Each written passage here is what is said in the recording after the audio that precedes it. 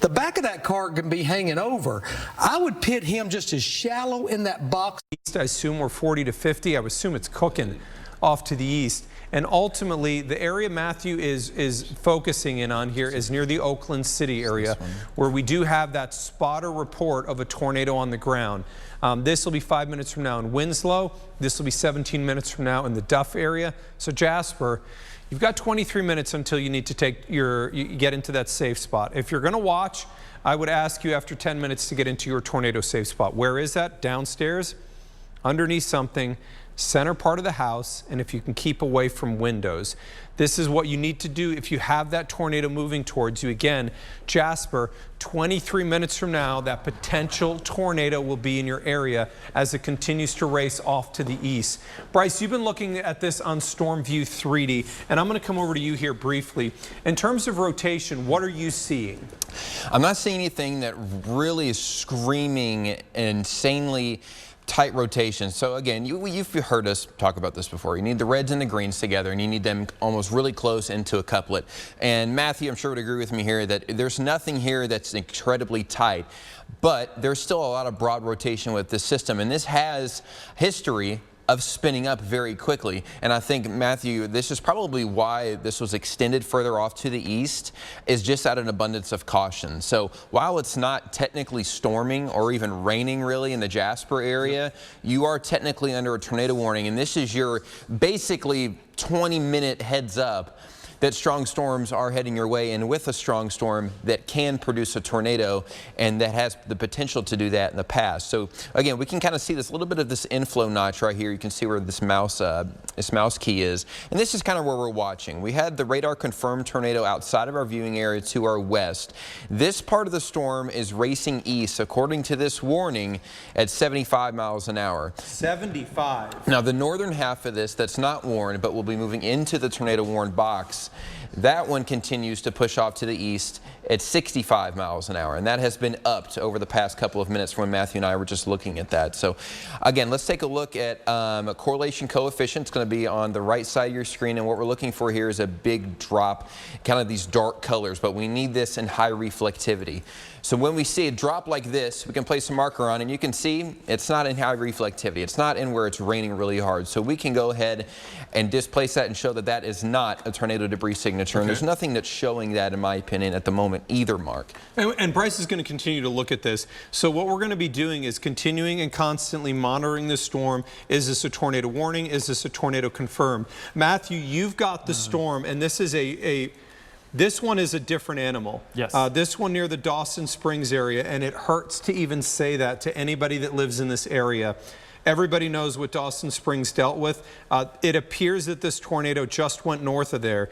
It appears that this is at minimum a strong tornado. It could conceivably be violent, meaning EF2, EF3. I believe it's EF3 plus. You're looking at the rotation that Matthew is showing in there near the Earlington area. If you have friends and family that are near Earlington, Matthew, this is not a tornado warning. This is the elevated one. This is a tornado. It at times was an emergency, and I think it still is. It still is a tornado emergency. So right meaning now that a tornado is on the ground causing damage, and it's not a small tornado. This is a large tornado that has been photographed by spotters on the ground. That rotation has been tight, and it has been strong for quite some time. It's moving likely between Madisonville and Earlington, somewhere in that area, north of Nortonville most likely, but they will also get very gusty winds. It will be heading toward Bremen, Central City, and eventually into our southern counties. So many of those cities are eerie. Bremen was hit by the December tornado, the monster. I mean, and these areas, it's horrific to see this in that exact same area. Absolutely horrific.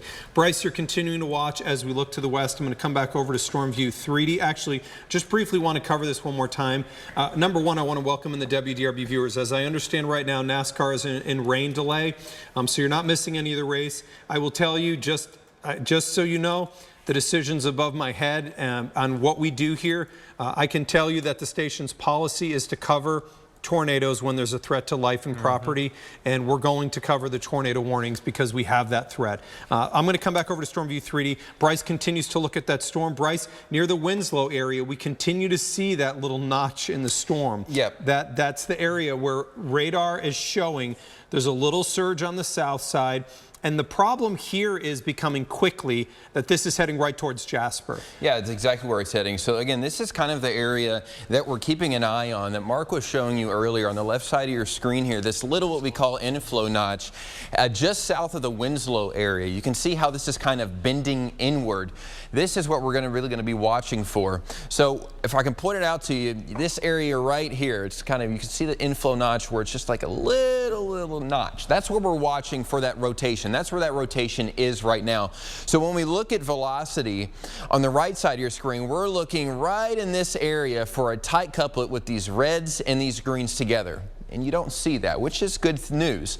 But we're still under a tornado warning for this area, because this can very quickly start to spin up. And especially with lines like this, it doesn't take much for a quick spin up tornado to occur, unlike with supercells down near the Dawson Springs area, unfortunately right now, where it is blatantly obvious. This one makes it a little harder, and it's harder to tell, and it can even occur in between scans, which is why you should go ahead and be in your tornado safe place anyway. So again, looking at radar, you can see a little bit of that inflow notch as it gets closer to the Jasper area. And this is something we're going to be watching for, not only for a little bit of rotation, but also if there's any signs of a tornado on the ground in terms of a tornado debris signature. So when we take this and we plan it out a little bit and stretch it out to where the rotation is and where it's moving next. Pikeville, Indiana, you got about 3 minutes. Duff, 8 minutes. Huntingburg, 12 minutes. Maltersville, 15. Kiana, 21. And Hall, 24. And you can see with these new updates, that little notch is still there. And I do think this is, again, out of an abundance of caution on why this was issued. It has a history of potentially producing a tornado. And the spotter confirmed earlier? Yep, the spotter confirmed exactly, as Matthew just mentioned. So that's, again, a big reason why it has been issued out for Du Bois County. And you can see that confirmed warning being dropped now. So now this is just a regular tornado warning. You still need to be in your tornado safe place if you're in the Jasper area, anywhere in Du Bois County. Because, again, this can happen in an instance, Mark, where this starts to spin up really quickly with lines like this. And this thing is cooking. Understand it's moving east at 65 miles per hour. So when we zoom this out to the wide perspective, and I know that there are a lot of people outside of that specific warning that are curious what's happening here, there is extensive straight line wind damage that's occurring within this line. So what we know within the data here is that the fuel is notably higher in the western part of Kentucky, and it decreases as we breach I-65. Will that mean it weakens the line? The data does show this to an extent, but west of us, and especially in the southwestern part of Kentucky, it is extremely unstable with winds that change monumentally as we go upward in height. It is what's producing the strong to maybe even violent tornado that's occurring near the Bremen area. And again, it is horrible to say that area under the gun again. Let's take a look here as what we have over our whole area. And I want to go from north to south here because we're now starting to get longer fuse warnings. Matthew and Bryce, I noticed this longer fuse here now, including Du Bois County. What do we have in terms of wind on this one, Bryce? That one's 70-mile-an-hour wind as well. Okay, so these are destructive straight line winds. The reason there was 60,000 without power in Louisville today is this exact reason. So the storm that's moving towards Lawrence County right now has potentially 70-mile-per-hour winds. So let's put a track on the storm here that's near the Odin area, and you can see virtually everything along that line is at least tornado warned or severe thunderstorm warned. Racing east at 65 miles an hour, puts it in bar 5 minutes from now. Jasper, this is 7 minutes. So now Jasper, it's no longer time to be, I'm going to wait. Go into your tornado safe spot. What do you do when you're there? You're like, I got to get that information. Download WDRB Plus.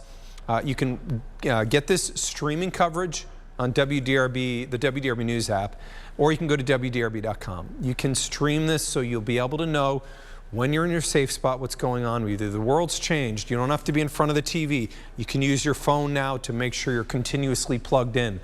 Shoals, 17 minutes from now. French Lick. So French Lick, you're not under a warning yet, but remember the storm's going 65 miles per hour. So in 23 minutes, the storm's going to be at your location.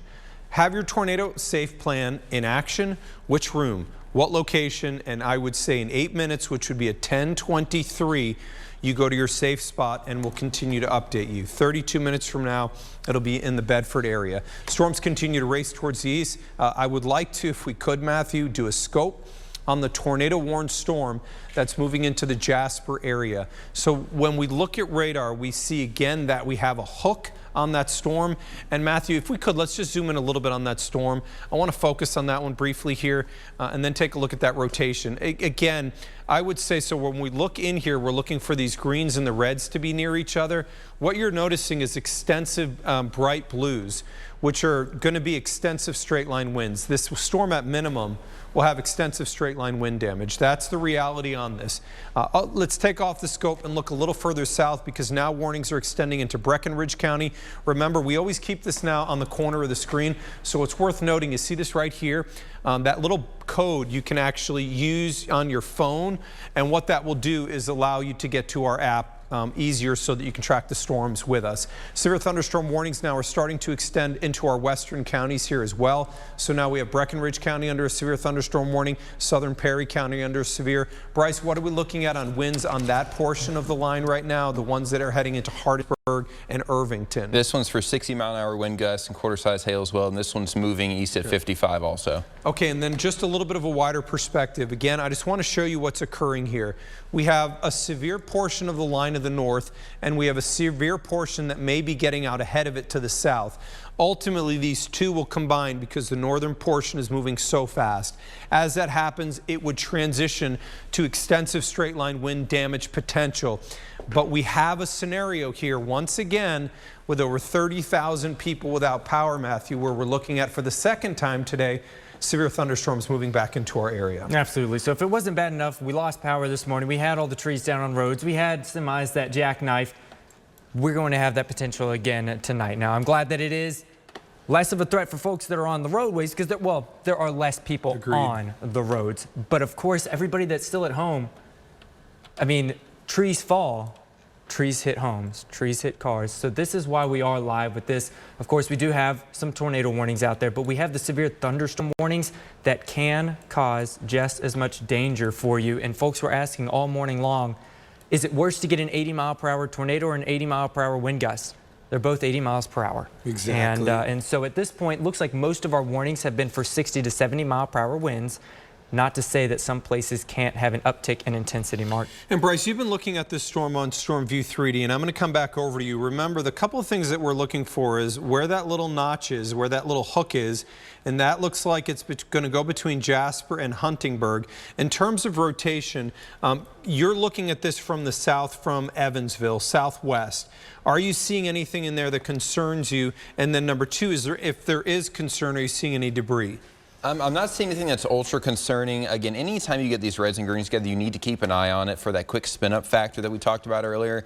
And when you pull up our correlation coefficient, these little drops in CC that you see, these are not under high reflectivity. So these are not tornado debris signatures. So this is not something that's screaming out to me, there's a tornado on the ground. This is something we're going to continue to watch closely. I think as well as this one that's moving just north of the Holland area.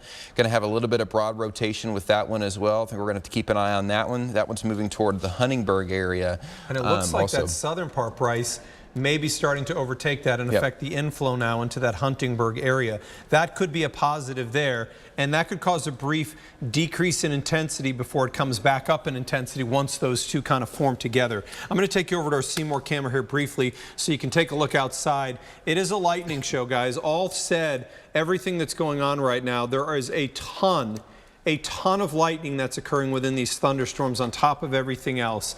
It's been a rough day in our area. We have a lot of people that were without power. They're sitting in the dark and wondering what's going on. And it's hard not to feel a sense, of hurt for the people that have dealt with extensive damage. A good friend of mine sent me a message from the east end of Louisville today, and he said, I've never seen this much damage. And I will say that part of, I think, the reason why we have so much damage in our area from the storms today is somewhat twofold here. So without power right now in Metro Louisville is 31,000. 31,353. Matthew, you and I talked about this a little bit earlier in the day, but we have damage here that occurred because we had potentially 80-mile-an-hour winds on that warning, coupled with the fact that we've seen a ton of rain. Yeah. And when you looked at some of those trees, you could see a little bit of dry rot in some of those, and then you saw some that fully breached out of the ground where the roots clearly just broke free from a saturated ground. And you know, I think you have a twofold scenario here where you had incredible amounts of wind on top of a really wet ground. Yeah, absolutely. And that does tend to happen. When the ground is saturated, it's easier for those trees to fall over. You get 80-mile-per-hour winds. That in and of itself is going to knock trees down. You, of course, add in the fact that it is saturated. It's going to make it worse. So while our winds within most of this line aren't as strong as what we had this morning, I think everyone here can agree with that. And everything that we've seen so far points to it being weaker. 60 to 70, though, still knocks down trees. And when you're adding in more water, once again, to the ground, saturating it, makes it easier for those trees to fall over, knocking down more power lines. And one positive here, by the way, I do want to go back to the tornado confirmed on the ground. Yes, Matthew, you and I were kind of looking at that. It's about to be overtaken. That's a huge factor because I was worried about Grayson County, this thing making a beeline up. Right Is that up the Western Kentucky Parkway? You got it. Beaver Dam, over toward Litchfield. It was riding right along that and still is. There's a ton of lightning with it. It's very strong. But that line directly behind the storm and just to the north of it, it's catching up. It's catching up. It's going to take it over. And that's going to it's going to decimate its supercellular nature. I agree. So strong and violent tornado, not expected any longer once the line catches up. But there still very well could be a tornado on the ground along the Western Kentucky Parkway in Nortonville, or just north. I mean, it's just a worst case scenario again. Coming up the Western Kentucky is one of our more traveled areas in that portion. And understand this isn't near the land between the lakes where the storm formed. There could be people that are out here trying to get back from the storms that are earlier. And we have seen quite a bit occur here in terms of the storms moving through. So this line will then overtake that storm that is near the Western Kentucky. Once that line overtakes the storm, what will happen here is that will then weaken it. And the reason is it can't maintain, as Matthew mentioned, a supercell. It will become part of the line. It will be basically ingested. Now that can still cause an uptick in terms of rotation, but notice the line is moving due south. It's going to overtake that storm that's moving east, and it's going to push everything southward. Still severe thunderstorms that are moving towards our area. We have severe thunderstorm warnings now in the western part. In my opinion is I believe we're moving towards a widespread damaging wind scenario. Yep, I would agree. That's my opinion. The storm that's ahead of the line near Tell City is getting gobbled up, and you can see that was supercellular as it was moving through Owensboro. So let's just zoom that out just a pinch here, Matthew, and I'm going to head over to the wall real quickly. And Bryce, on 3D, if we could just look from Louisville towards the west on that radar, what that's going to do is just give us best view into velocity on those storms as they approach Metro. So a couple things I want you to see here. There were individual cells right here out ahead of the line. And Matthew, if you could, let's manually roll back to the about 3 hours ago. Yep. So I want you to slowly move forward here, Matthew. And what you're going to see here is these storms that were out ahead of the line. This is super important. All of these storms were all alone, and what they were able to do is generate supercells, thunderstorms that have rotation and are more efficient at producing tornadoes. And what happened here is the back line is moving significantly faster, and what is occurring now is it's overtaking. And Matthew, let's roll this then fully forward, and you can see how the back is moving faster. So what's going to happen is it will ingest the last of these supercells, and then it will become a very large bow echo. I just want to note what likely will happen. Once that happens, this will then produce widespread damaging to destructive winds that will come directly towards Louisville. We need to be heightened in terms of our awareness in Louisville. The data does suggest when it gets slightly past Louisville, since our fuel is a little bit lower, think about it like this. We've got tons of wind energy. Think about that as like a engine of a Ferrari. It is such a powerful engine that car just can zip. Now, if you put water into the gas tank, what happens? It doesn't matter that you have that powerful engine anymore because you don't put the fuel in it. The fuel being lower east of Louisville would mean we should see somewhat of coming over the waterfall and a downward intensity spiral on that. But as we stand right now, still a tornado warning in effect here for Du Bois County, and this is our main area of concern. Damaging wind potential here near Tell City, severe thunderstorm warning for Lawrence County, tornado warning for Jasper. Let's go into Du Bois County here briefly, and I want to scope that storm again and see if anything is concerning me. But again, just briefly looking at reflectivity, my belief here is the southern portion of the line is going to weaken rotation, and that's continuing to be the case. That's good news. So if you're in Du Bois County, the good news is we're not seeing any significant rotation as it stands right now. The bad news is, Bryce, we're still likely looking at damaging winds that are moving in. Yeah, bare minimum. And aside from the damaging wind aspect, and it's something that we talked about before we came on air, S3, is that this line of incredibly heavy rain, kind of riding right up the Kentucky and Indiana, or right up the Ohio River, really, down to our southwest, is bringing in a ton of rainfall. And you can see, I know there's a lot going on, but you can see all these green boxes with these flash flood warnings that we're continuing to see, and I would expect more as this line continues to push on up to the east. But as Mark mentioned, the good thing is that this line, it's not our complete saving grace, but what this is doing, it's eating up the atmosphere for the line that has been, again, more conducive to producing some spin-up tornadoes to our west. So that tornado warning for Jasper, again, that goes until 10:45, so technically it has another 20 minutes on that. I'm not seeing much rotation in this anymore. There's some broad rotation in there still. It really doesn't look great, does it? No, it doesn't look great, and that's a good thing. It is a good thing. And as Martin mentioned, I do think this is leaning a little bit more toward a damaging wind aspect threat, and I think people learned from this morning that should still be taken seriously, even if our tornado threat lowers for the Louisville area or entire area later on this evening and tonight as we get closer to midnight. I still think it's important to note that we could still see damage around our area. And again, here's another area of rotation that we're watching with this tornado warning. This is going to be moving close to the Bedford and Marshall area. It could clip the county. So this tornado warning, again, continues to push on off to the northeast. There's some broad rotation there, but once again, what we're looking for is a tight notch, and it doesn't take much for this to quickly spin up. You can see just a little bit of an inflow notch just south of Odin there that continues to push to the east, just south of I-69 and Highway 231. So that's something we're going to have to keep an eye on here.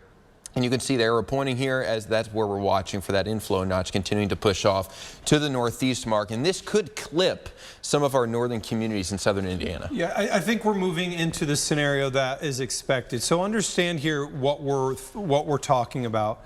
The likelihood now is increasing for widespread damaging winds. The likelihood of these violent or really strong type of tornadoes that are lone supercells has come down just a little bit. We're talking more of the quick spin-up type tornadoes if these were to occur in our area. Matthew, we talked about this earlier. These quick spin-ups at times are a nightmare. In particular, when you're analyzing, these are the kind where you're head deep.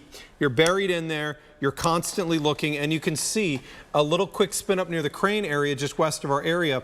That's kind of a quasi triple point where we have basically a little warm front that's occurring and a storm that's on the northern edge there. So that triple point where the warm front and what would essentially be this cold front near Odin is going to cause an enhanced rotation.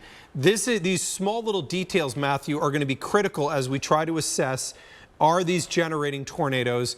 And I think that we would both agree, Matthew, that if we do generate tornadoes in this scenario, these traditionally are going to be the quick spin-up type. And they can be very hard to see in general, but especially since they are so quick, in between scans is when they sometimes happen.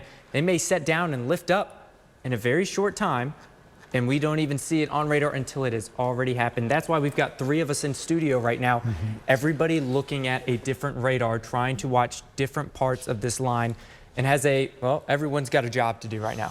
And just so you know, from the National Weather Service, this was just a few minutes ago, they're noting kind of what we're talking about, Matthew, that the area that we had the rotation where, remember, the spotter report was near Oakland City, has weakened some. And they're speaking also along the same lines that they expect these quick spin-up new circulations can continue to form. It is quite clear that this portion of the line in Jasper is being affected by the portion of the line that's near Santa Claus.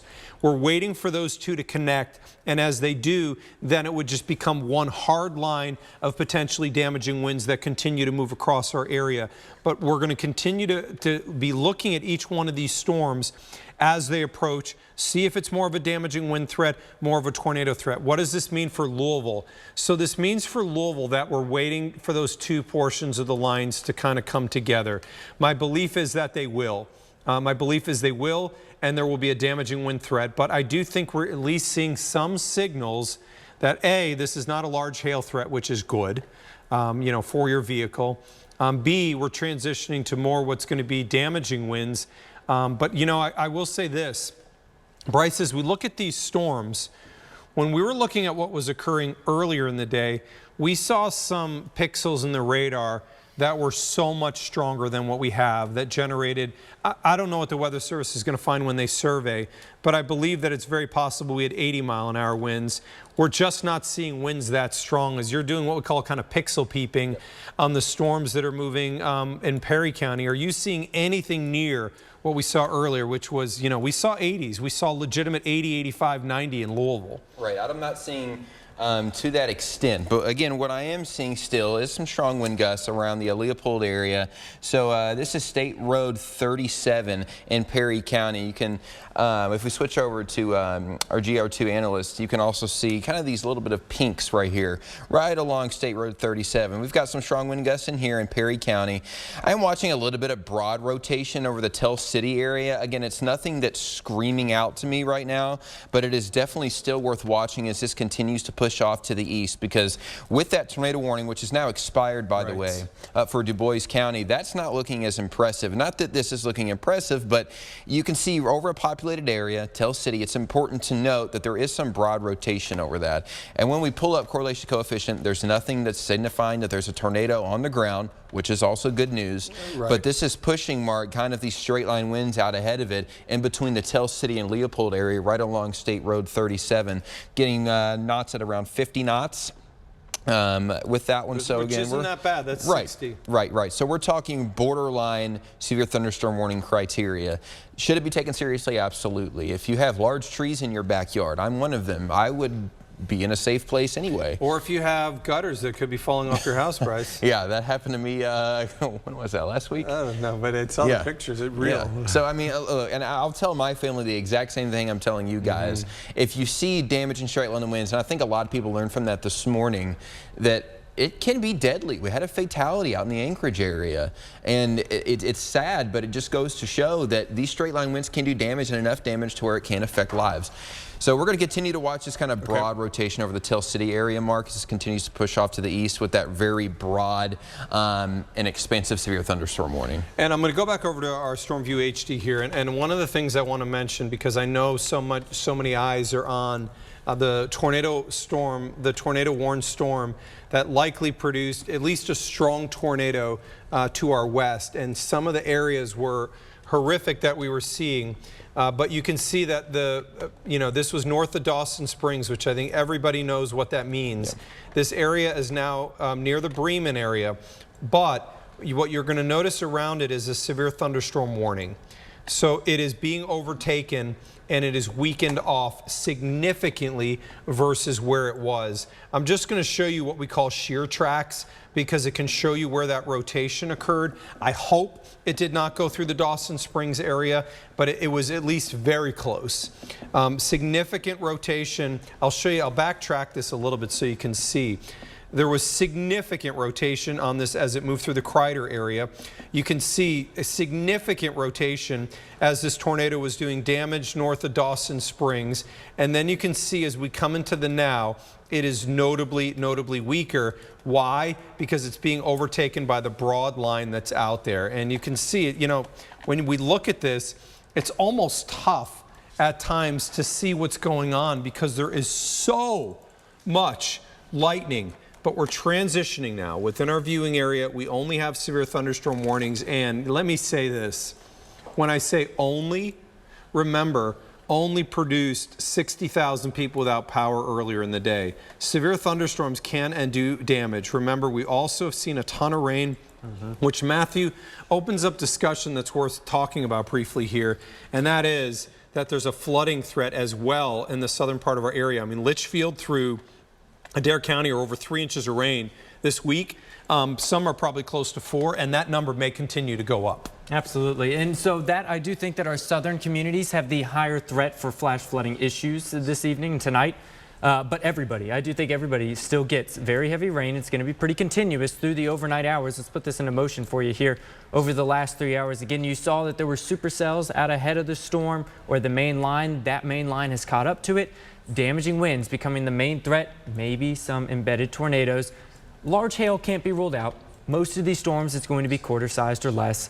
I do think that flooding is going to be our probably lower in threat, but that's mainly going to be in the southern half of our viewing area, most likely. There's also a lot of lightning with this. That in and of itself can cause some power outages. I mean, a lot. And again, north of Seymour especially, we've had quite a few lightning strikes. And of course, we're not going to see any when I pull up the camera. I know, right, when you pull it up. So I don't know if this is pointed off to the I'm going to turn that west or the south. Bryce Yeah, if you can, oh, there's a little hey, lightning. we got a lightning strike here. So but at this point, as you said earlier, Mark, the tornado warnings in our area have come to an end. There are still some for the storm that produced the large tornado down near Princeton, Dawson Springs, in that area. And in that portion, that cell is being eaten up by the line, but it's still strong right now heading toward Grayson. I just don't think it gets to Grayson. And a lot of people in Louisville are obviously very uneasy about this. True story, my news director's here at the station because she doesn't have power at her house. I don't know if she would have been home either way, just because I know, news people are news people like we all are. And I think that there's a desire to be around when all this is happening. But we have 31,000 people without power in the dark wondering what's going on. Remember, keep your cell phones charged. This is a really important thing to remember. Turn down the screen brightness on your phone or your device. That way the battery will last longer. And these are just smart things to do. Remember, with thunderstorms moving towards Louisville that are severe warned, if you have any way to, have one of those bricks for your phone, not a bad idea, and charge things up as the storms continue to move. Bryce, you're looking at Storm View 3D. I'm coming back over to you. I'm going to tell you, I'm just not as impressed with this line. It's very clearly getting hurt. It has, especially with this first line kind of down here that we mentioned earlier. You can see where my mouse is moving. This has eaten up a lot of that storm energy to the north. So it has completely nuked these storms up near Evansville. And while Jasper's in a severe thunderstorm warning, you can see on the right side of your screen, there's basically no rotation. Right. And while this is further away from the radar, moving into the Bedford area, there is still some strong wind gusts up there. And that is still in effect, that severe thunderstorm warning for 70-mile-per-hour wind gusts. So that's something that we need to keep in mind. I've been watching this storm kind of down near the Perry County area, which has had very broad rotation, nothing that's incredibly alarming. We've seen the hail core go up and down a little bit, so kind of these little dark shadings right here crossing the river, now near the Candleton area, down near the Candleton locks. So that's signifying that this is probably our strongest storm in our viewing area, Mark, other than the one that's to our northwest. This one is still on a trajectory that would take this close to the Louisville area and bring in some damaging winds here over the next about hour or so. But here's the thing though, Bryce, I mean, looking at what you've got there, I'm not convinced that that's going to necessarily make it in a severe level. What's occurring in Jasper is notable. The inflow to those storms have been deeply disrupted by what's going on near Hardinsburg, number one. Number two, we know for sure that the fuel is lower near Louisville than it is to the west. This hope that we continue to see a weakening trend is a good thing. By the way, I do want to note NASCAR is still in rain delay right now. I will tell you this, if NASCAR comes back on, we will go, and we don't have any tornado warnings in effect for our area. We will 100% go back to the NASCAR. So I just want to make sure that you guys let me know that if NASCAR comes back on, that we would be able to go back to that. But the strongest storms right now within our viewing area, I would argue, heading into Lawrence County, and then the storm right now that's heading into Breckenridge County. These two are showing the most intensity to them, most lightning here, and all of those. And you can see some lightning there in the corner, but I want to go back over to Storm View HD. Matthew, you've got that focus on the storm near Bedford. One thing I note, and this is legit, is it's becoming void of lightning. as it's moving towards Bedford, which is another legitimate sign that we're seeing weakening here. Yes. These are all positive. And that, Matthew, that updraft, the way that air is rising into the thunderstorm is what's going to fire off those lightning strikes. When you have tons of fuel, these are lightning machines. This is a really good sign, seeing less lightning. So what Mark is referring to here, and I'm going to try and draw this out for you guys.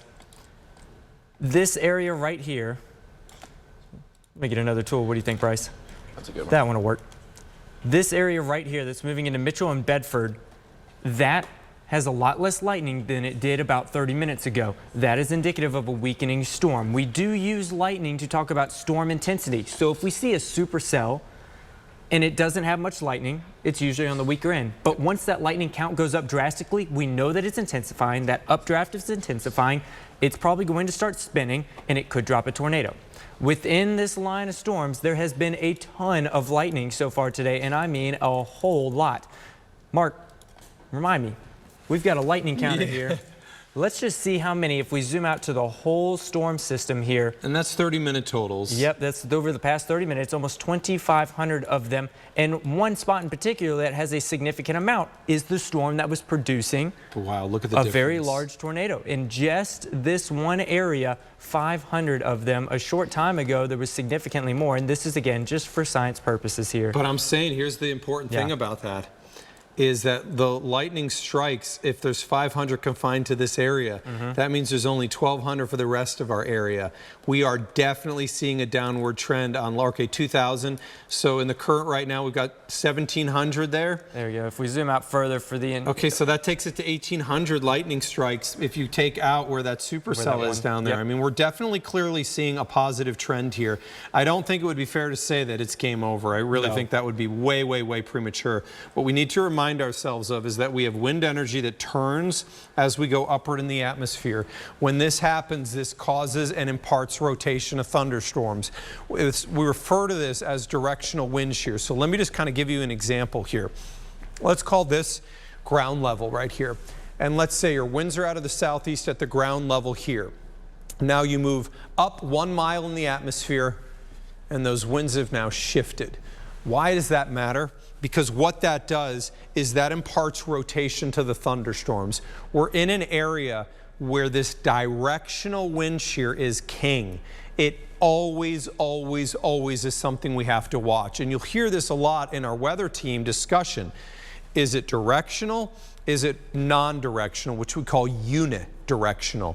We don't have to watch the unidirectional as much. When we have this directional change, and it is bearish tonight, very powerful, we have to watch it closer. So in terms of our thunderstorms here, definitely seeing a downward trend in terms of lightning here for Lawrence County, but a severe thunderstorm warning remains in effect. 60-mile-per-hour winds will be the main threat for you. Let's go further south on the line right now and talk about trajectory on what pulls towards Louisville. As we look right now, near Tell City, we have an area where we still have quite a bit of lightning, and this portion of the line has definitely shown better intensity versus the southern part of the line. So I'd like to put a track on here as this is breaching, about to breach the severe thunderstorm warning, which brings up the obvious question. Now, unlike earlier, we don't have long fuse warnings. We're not getting these warnings put as far ahead here. Hardinsburg, 5 minutes from now, Ekron, 12 minutes from now, PRP, 23 minutes from now, and Shively, 25. So just understand, if you are in the western half of Louisville, Shively, PRP, Rubbertown, let's say further north towards any parts of the West End, we're talking about an area that's about 25 minutes away from now. So 25 minutes away, again, we go from Shively, PRP, we go northward towards Rubbertown and west end of Louisville. We're about 25 minutes away here from those storms entering in. Bryce, you've got new information. So from the Storm Prediction Center, they put out what's called mesoscale discussions, and they highlight certain areas where they are watching for certain things. So what I'm looking at right now, they've highlighted an area from Du Bois County, really up even toward Bedford, the Jasper area. That includes Corydon down through Owensboro, and does also include Louisville. And what they're pointing out here is they still believe that we could see some significant damaging wind gusts in this and possibly QLCS tornado potential increasing.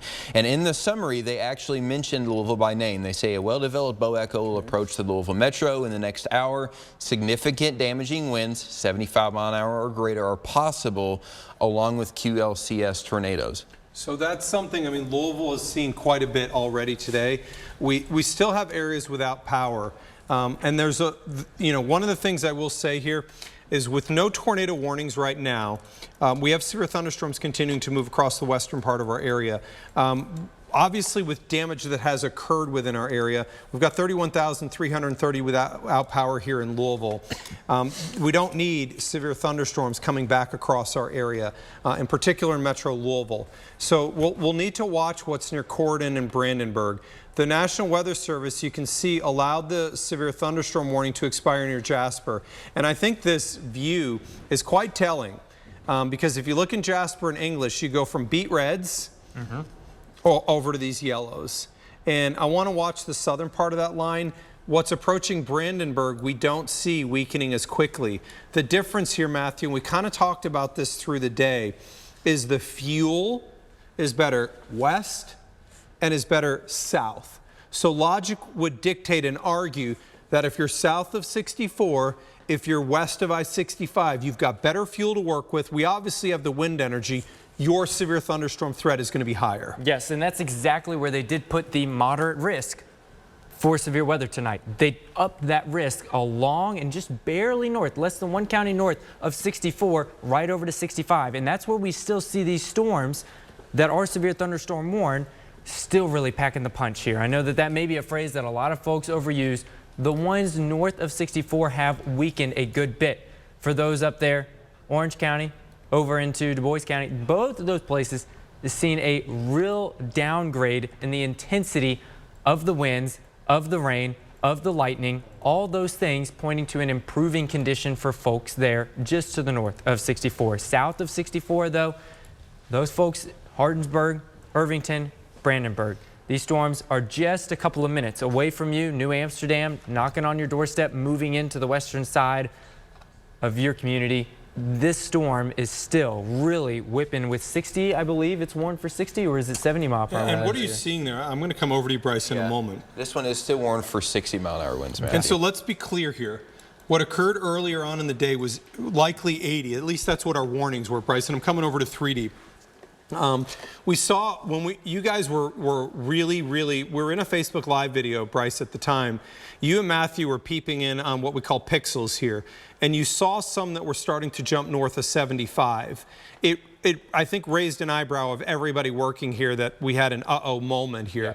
When you're looking at this and you've been you've kind of been head deep in this, looking all night at these pixels, these intensity of the winds. Is there anything in there that even resembles what we saw earlier at this point? It doesn't. We're still getting readings of around 64 knots, so we're still getting close to 70.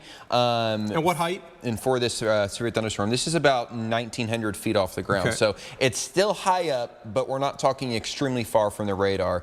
The radar is down here, down near the West Point and Fort Knox area. And you can see this kind of little bit of a bowing segment here. As this looks like it's moving a little bit to the northeast, this little bit of a bowing segment right here is showing me that there is that threat for some straight line wind gusts that could approach upwards of 70 miles an hour according to some of these readings. Now again, is that translating all the way to the surface? Probably not. But this is 1,900 feet up. It's not as high when you look at it at a synoptic scale as you think it is.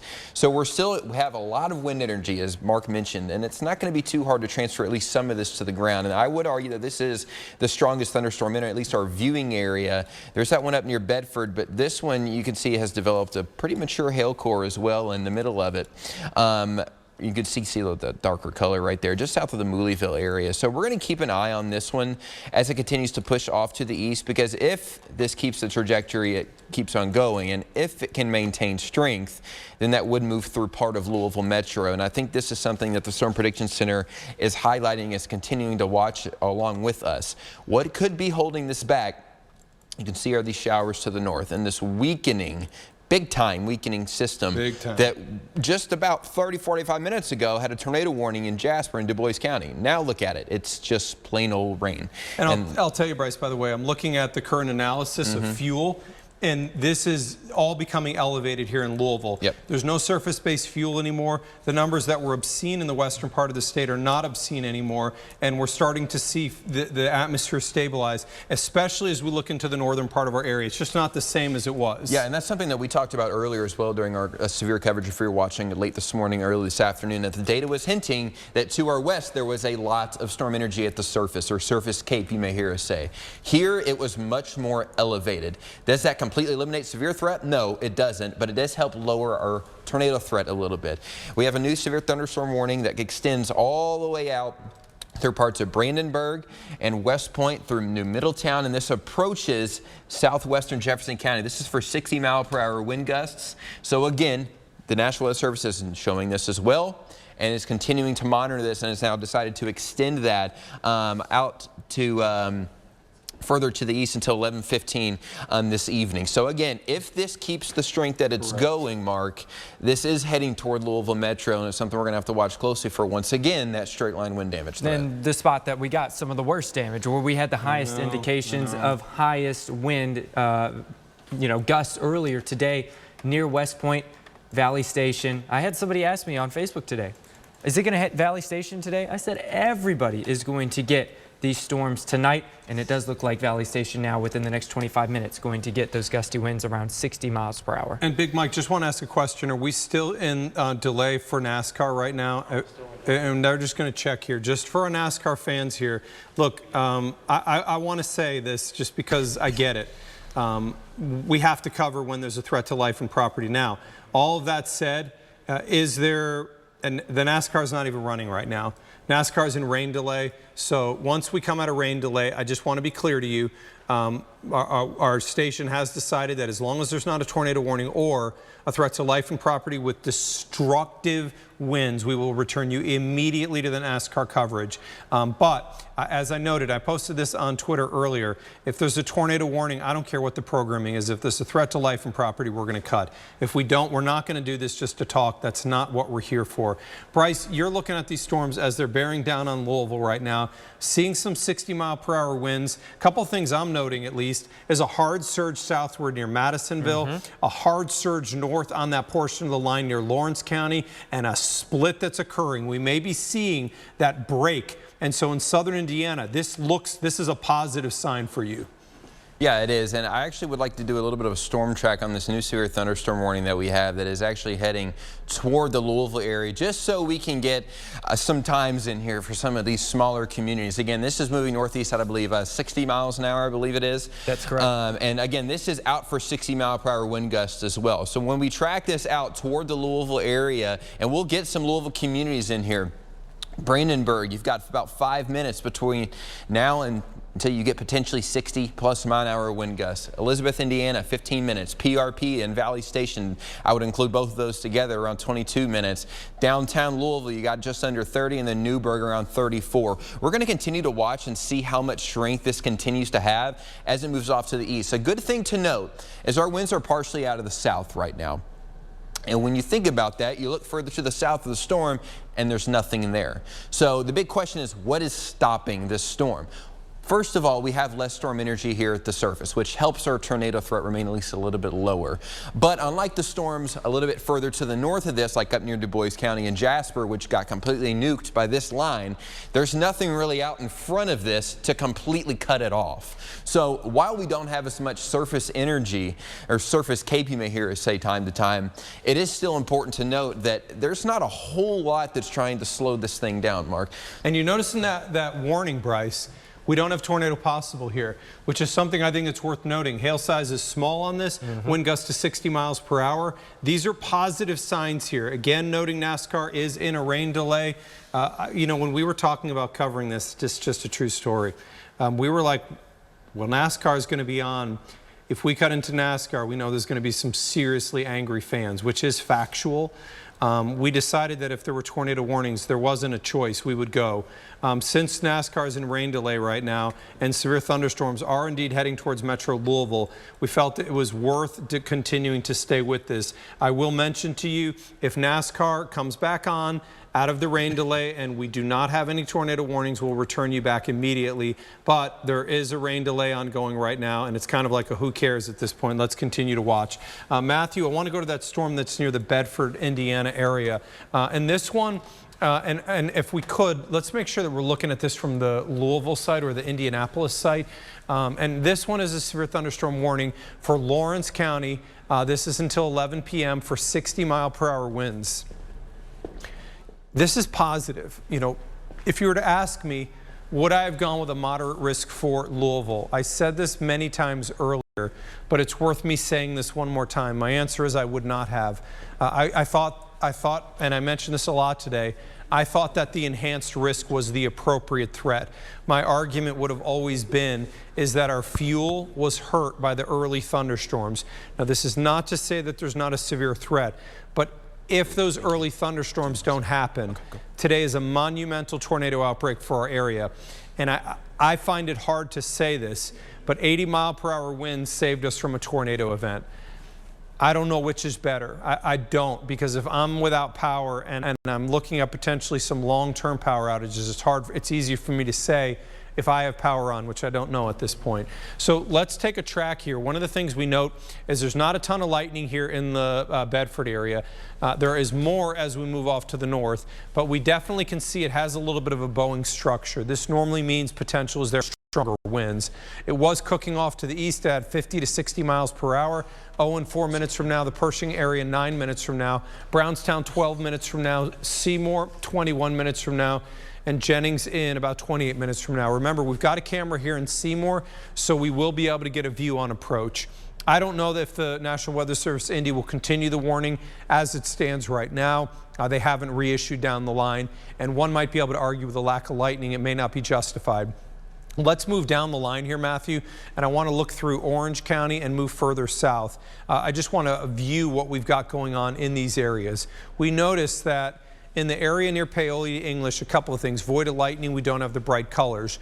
This is an area where we're in a break between the two lines, and I think, in my opinion, this area here that goes towards Scottsburg and Charlestown has a lower severe threat. However, you notice when we get south of Cord and we do start to get back into these brights, which is the one area where we still have this severe thunderstorm warning, this area and this arc is moving towards Metro Louisville. Matthew mentioned it a moment ago, but this is the same area that saw 80-mile-an-hour winds earlier on in the day. Matthew, let's track, and could you, before you track, can you do me a favor and just scope this north of Brandenburg? I just want to make sure that this little hook is not showing any rotation on it. Every time I look, I always note where the radar is located. I don't see anything in there right now. This looks mainly like straight line winds, so that's good. Let's drop the scope here, Matthew, and do a track on it quickly. But these are things that we're going to be watching closely. Do these little notches start to acquire rotation? Because I want to be clear. You can and you do see tornadoes that quickly spin up out of these things. It may just happen for one scan, so these subtle details matter. It is over Brandenburg now. Elizabeth, be aware that some 60-mile-per-hour winds are about 10 minutes out. Muldraw, you're at about 15 minutes from now. PRP, 18 minutes from now. And Fairdale, 25 minutes from now before this severe thunderstorm moves in. So this means if you go along the western side of Louisville, Russell neighborhood, Rubbertown, Shively, PRP, you're going to be the first that get affected by this in the next 20, 25, 30 minutes. And then down the line, Newburgh, Preston, towards the airport, which will really be a telling thing in terms of our winds. And then let's continue our movement down the line here and take a look at the rest of this. That is key. That looks like we have an outflow coming up. Outflow boundary, yep. Yeah, so Bryce, are you seeing that on 3D? And he's going to check Grayson this little County. line. Yes, I am. Between about Custer and McDaniels. Critical. So this is becoming outflow dominated. Why does this matter? It pushes cold air out ahead of it. If fuel is the key to keeping these strong thunderstorms and you push cold air ahead of it, you cut off the fuel and you shut the things down. So this is that area that we're looking at on Storm View 3D. That is the outflow that we're watching. If this races out ahead fully, the next 2 scans will tell the story. It will weaken everything behind, and you can see we've got some stronger winds here moving through the McDaniels area. Matthew, what are you seeing? All right, Mark. So what I'm seeing right now is actually some good news potentially for Okay. our NASCAR fans. I just want to give a quick update to that one. We know that these storms are starting to weaken, and a lot of folks are saying, well, then send us back to regular programming with the NASCAR race. They're drying the track out there in North Carolina right now, all right? The Charlotte Speedway. If it starts, it won't be until at least midnight is the information that we just got. At least midnight. So you have to stay up late anyway. You can blame Matthew for this, and you can find him on social media. That's right. It's his. He actually It's said. not hard to find me. He protected us, actually. You said, I think the NASCAR is going to get delayed because there's a severe thunderstorm moving towards there. So all of these notes are basically saying, don't send me a mean email. Yeah. So if they can't start it, they've ran enough of it to be an official race. Okay. Christopher Bell would be the winner of the race. 229 laps out of 400. I know that our NASCAR fans already know how much of the race had run through and how much was left, most likely. And you know how important it is to dry the track, of course, for the safety of the the way Bryce drives, think about it if it was on wet roadways like that. I mean, Bryce can't go normal at his speeds. You got to have those roads dry. All right, so if we, if we do continue going further south along this line, I do want to point out that there is another tornado warning for that same storm. And let's go back to Storm 2HD here. Let me bring you over to that one. I appreciate that. And this is the storm originally that had the tornado confirmed on it. That was west of Central City. A couple things I immediately see on this, Matthew, is the direction's completely changed now. Absolutely. Instead of basically heading to the east or just to the northeast, now it's taking more of a southeasterly jog. So instead of heading toward Grayson County, which was our original concern, it's going more so towards Sugar Grove, Morgantown, and eventually it may ride straight down toward the Bowling Green area. Warren County going to want to get a good heads up on this one. I know a lot of folks have students and family down there in Bowling Green, and they may still be down there for the summer at WKU. Give them a heads up. Let them know that a very strong cell, or, well, now part of the line, is heading toward them and may produce a tornado in their area. So let's go back up north here. And the thing that's interesting, it still remains interesting, is that outflow that's starting to peak out of the storms south of Irvington. I think that this is the critical thing here to note. If that breaks out further ahead of that line, that is absolutely critical to note. That would decrease the severe weather threat dramatically. You guys, we were talking earlier tonight. One of the things I said is within 2 counties of Louisville, I thought we would see a weakening trend on this. The data shows that it will definitely come down in intensity post Louisville. Yes. Does this mean that it stays intense in Louisville? That is the strongest part of the line right now. The part that's moving over Corden. And I'm just going to take a peek from our Corden camera just because I'm curious. That's a good amount of lightning there. So you can see the storm right now over Corden. But I'm looking at those trees closely, and I'm not seeing an intense amount of movement. I'm going to move that camera so that we actually have a better view of trees. What this will allow us to do is assess what we're looking at in terms of winds here. But we've at least seen quite a bit of lightning. There goes some more lightning strikes on there right now. Those trees are definitely starting to move a little bit here in Corden. The severe thunderstorm warning is just a hair to the south of Corden. So here's the view. Obviously, you've got the lightning here, but looking at the sheets of rain here, they're moving along, but the trees, it doesn't look like to me that's probably more than 30 right now, and that's a positive. And Matthew, that's the storm you're looking at right now that's on track to head in towards Louisville and affect the southwestern side of Louisville, where quite frankly there's a lot of power outages in that area. There were quite a few, and this is right along and south of 64 in southern Indiana. Corden, of course, being located there. Dixie, New Amsterdam, Central. You guys all getting very heavy rain here and some decent lightning, but in fact, even the lightning count along this portion of the line of storms has gone down, which does indicate some weakening. So you take into account the fact that the line of storms has overrun the supercells. That weakened the potential for strong and violent tornadoes with those supercells. You take into account the fact that our lightning count is going down along much of this line of storms. Now we're becoming outflow dominant on portions, not the entire line of storms, but portions. All of that continues to point to a weakening trend with this setup.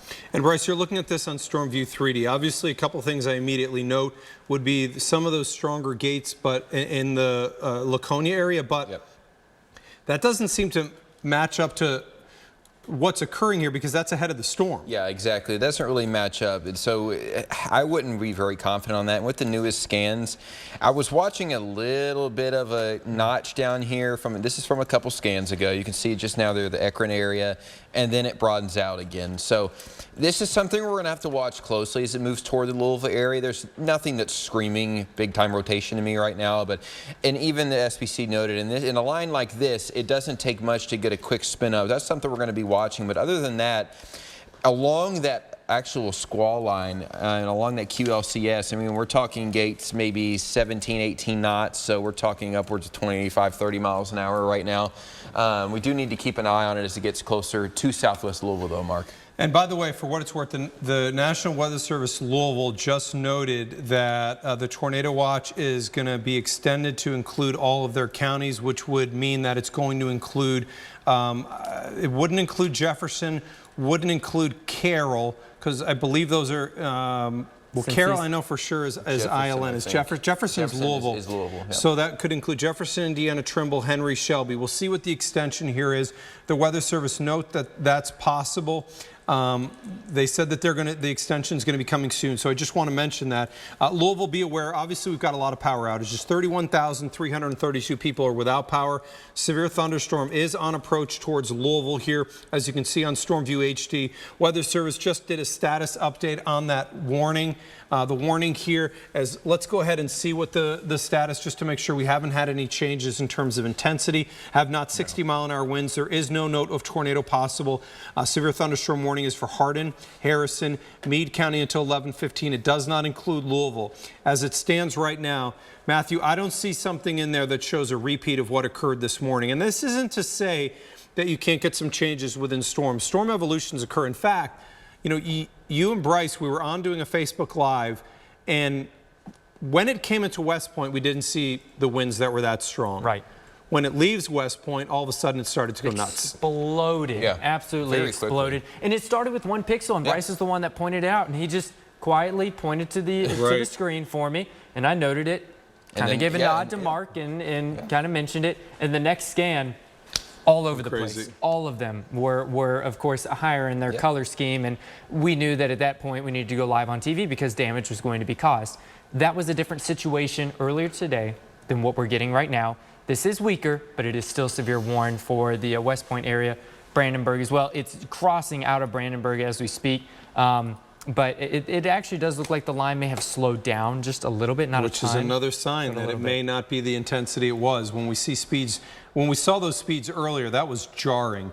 When you see forward propagation on a cluster like that. High-res data, for what it's worth, guys, shows that this is coming down in intensity towards Louisville. Yes. Yep. It shows that the best chance of us seeing severe is going to be near and south of the parkways, which really goes well with what we have. We've got a tornado warned storm that's heading towards Greencastle, and look, it's not our viewing area, but I think that we all know that Bowling Green is one of our big towns and cities, and there's a lot of people that have gone to school in Western, and we've got one here.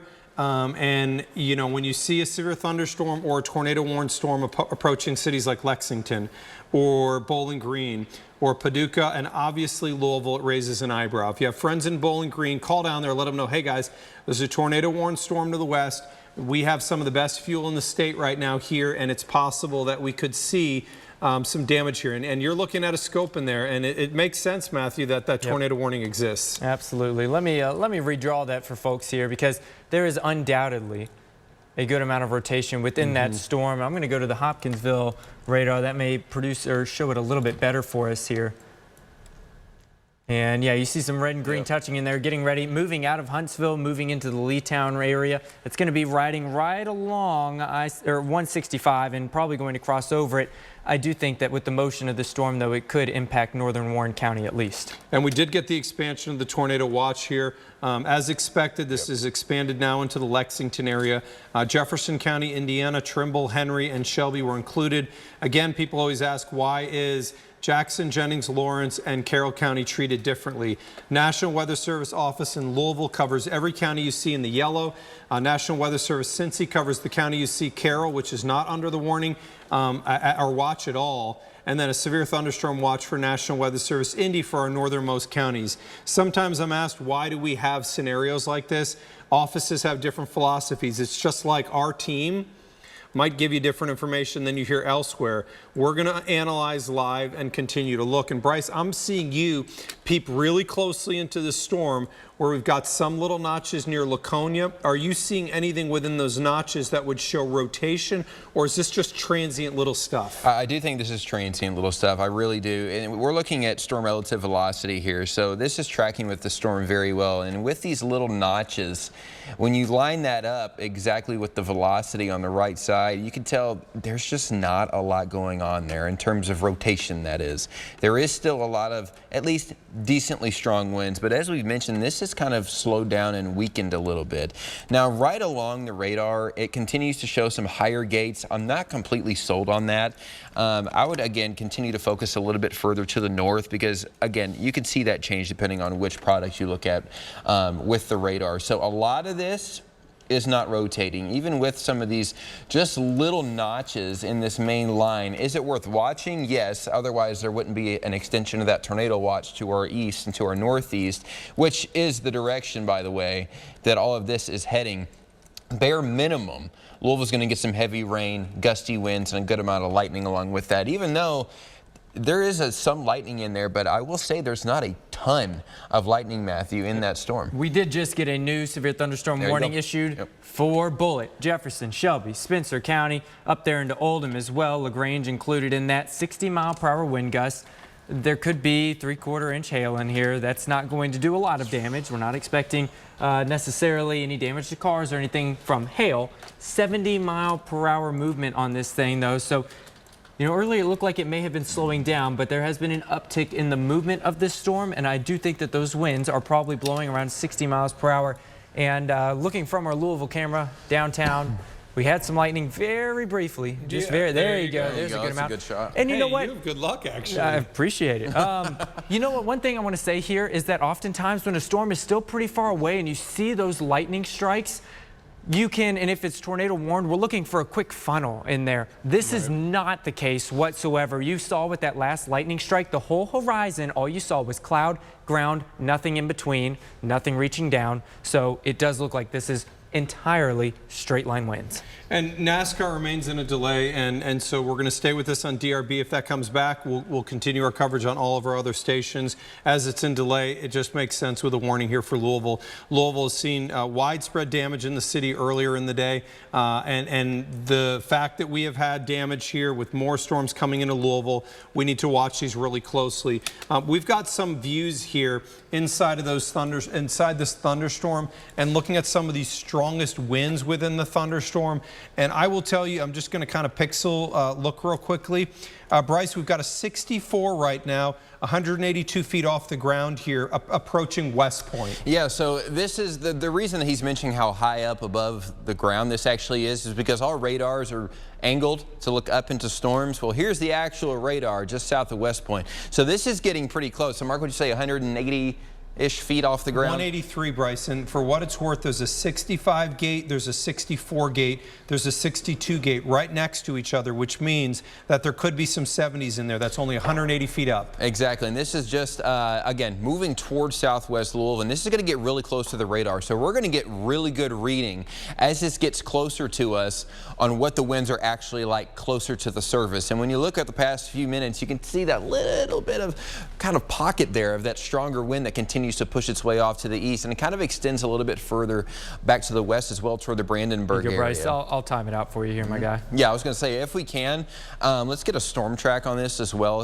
here in just a second so we can get some more counties now, including Louisville. It just continues to push its way off to the northeast because a lot of you are going to start to see this outside here pretty soon. And as Matthew mentioned earlier, this line is still picking up speed. This is moving east or northeast at around 70 miles an hour. So this storm is booking it. It is really cooking as it moves its way on off to the east. So much so it's hard to even get a really good aspect. I need to zoom out further for that. Let me get one more shot at that. Exactly, because we have to get a little bit of a broader view so we can really pick up the speed of this since it's moving so fast. So we get a few more with this. This is about to cross over the Ohio River. So PRP, Shively Valley Station, I'm talking to you guys. Here's the newest outlook for this. So since this is moving so fast, PRP, you got about 2 minutes. Downtown Louisville, you got about 6 minutes for this northern half of this line. Mount Washington within the next 15 to 17 minutes, as well as J-Town. Simpsonville, you've got 25 to 30, and that includes the Shelbyville area as well. Remember, we saw 70 to 80 mile per hour wind gusts do damage around our area earlier. This isn't for that quite of a threshold, but we're still talking, as Mark mentioned, 60 to 70 potential mile-an-hour wind gusts in there for this line that's about to move into the PRP and Valley Station area as it crosses over the river. And I'm gonna just kind of peep in there again, just to see what kind of winds we're looking at. There are widespread 60s here for sure. I'm going to show you just west of West Point. There are some in here that are 62. I've got one over here that's 64. I've got 2 gates over here that are 62. So this, I don't think this is a repeat of this morning, to be clear. But if you're in the southwestern side of Jefferson County right now, we really need to be careful. This is heading towards West Point. There's signal that the wind's coming up here. This could be producing 65 to 70. Just got a report that most of Brandenburg is without power on this storm that moved through. So we're getting a more concerning signal now as this is approaching Louisville that this may be producing damage, and it may be producing more than 60 mile per hour winds. Again, we have most of Brandenburg right now is reported without power. So we really need to use caution. This would include, there you go, Matthew just picked one of those out at 67. That's exactly what we're talking about. So if you are along the Jefferson Bullitt County line, and this will really cross also Indiana 111 right along the Ohio River. So if you're in Fairdale, if you're in Bethany, if you're along that Jefferson Bullitt County line, Highview is also going to be included in that. We've got to watch really closely. And you'll notice that the core of the storm is now sitting on top of the radar. So let's talk about what's going to happen here. Matthew, as the storm emerges from what we call the cone of silence, basically the radar can't see when you get within about 200 feet or so. It's close to 500 feet. It's not going to see anything around it. As this emerges and moves past the radar, we'll immediately get a view of those winds. We will have a very clear sign what's coming towards Louisville. But inbound into West Point radar, we saw some 65s. These could be producing 65 or 70 in West Point right now, and we need to watch this really closely. So going toward the radar, they show up as green, blue, tealish colors in there. The darker blue they are, the stronger that those winds are. Let me go back to velocity for you. That's going into the radar. And you see that here just to the west of West Point. Evans Landing, as you said, 111 there in Indiana, right along the river. However, as it crosses over 31W and it gets on the other side of the radar, it's going to come out as either very bright red and pink or sometimes tan, and that's what we saw earlier this morning. We saw that tan and that brown come through, and that indicated 75 to 80 mile per hour winds. Bryce, you've got a pixel there that may be upwards of how fast? So as Matthew mentioned, this is coming on the other side of the radar now. This is coming out at about 51 knots. Okay, how many feet? What's about 200? And this one is about, 200 feet, and then some just direct. I mean, this is 70 feet off the ground. We're reading about 44 knots. Okay, so not crazy right now. Right, and again, I think we need to mention a little bit more for Bullitt County here. This kind of pocket of this really strong wind that's crossing over the radar now. As Mark mentioned, up near the Jefferson-Bullitt County line, I think we need to watch for the Shepherdsville area as well as this continues to push off to the east. It does have a little bit of a northerly movement to it, so that is going to bring it closer to the Jefferson-Bullitt County line. But again, this is just something that we need to keep an eye on as we continue to watch this.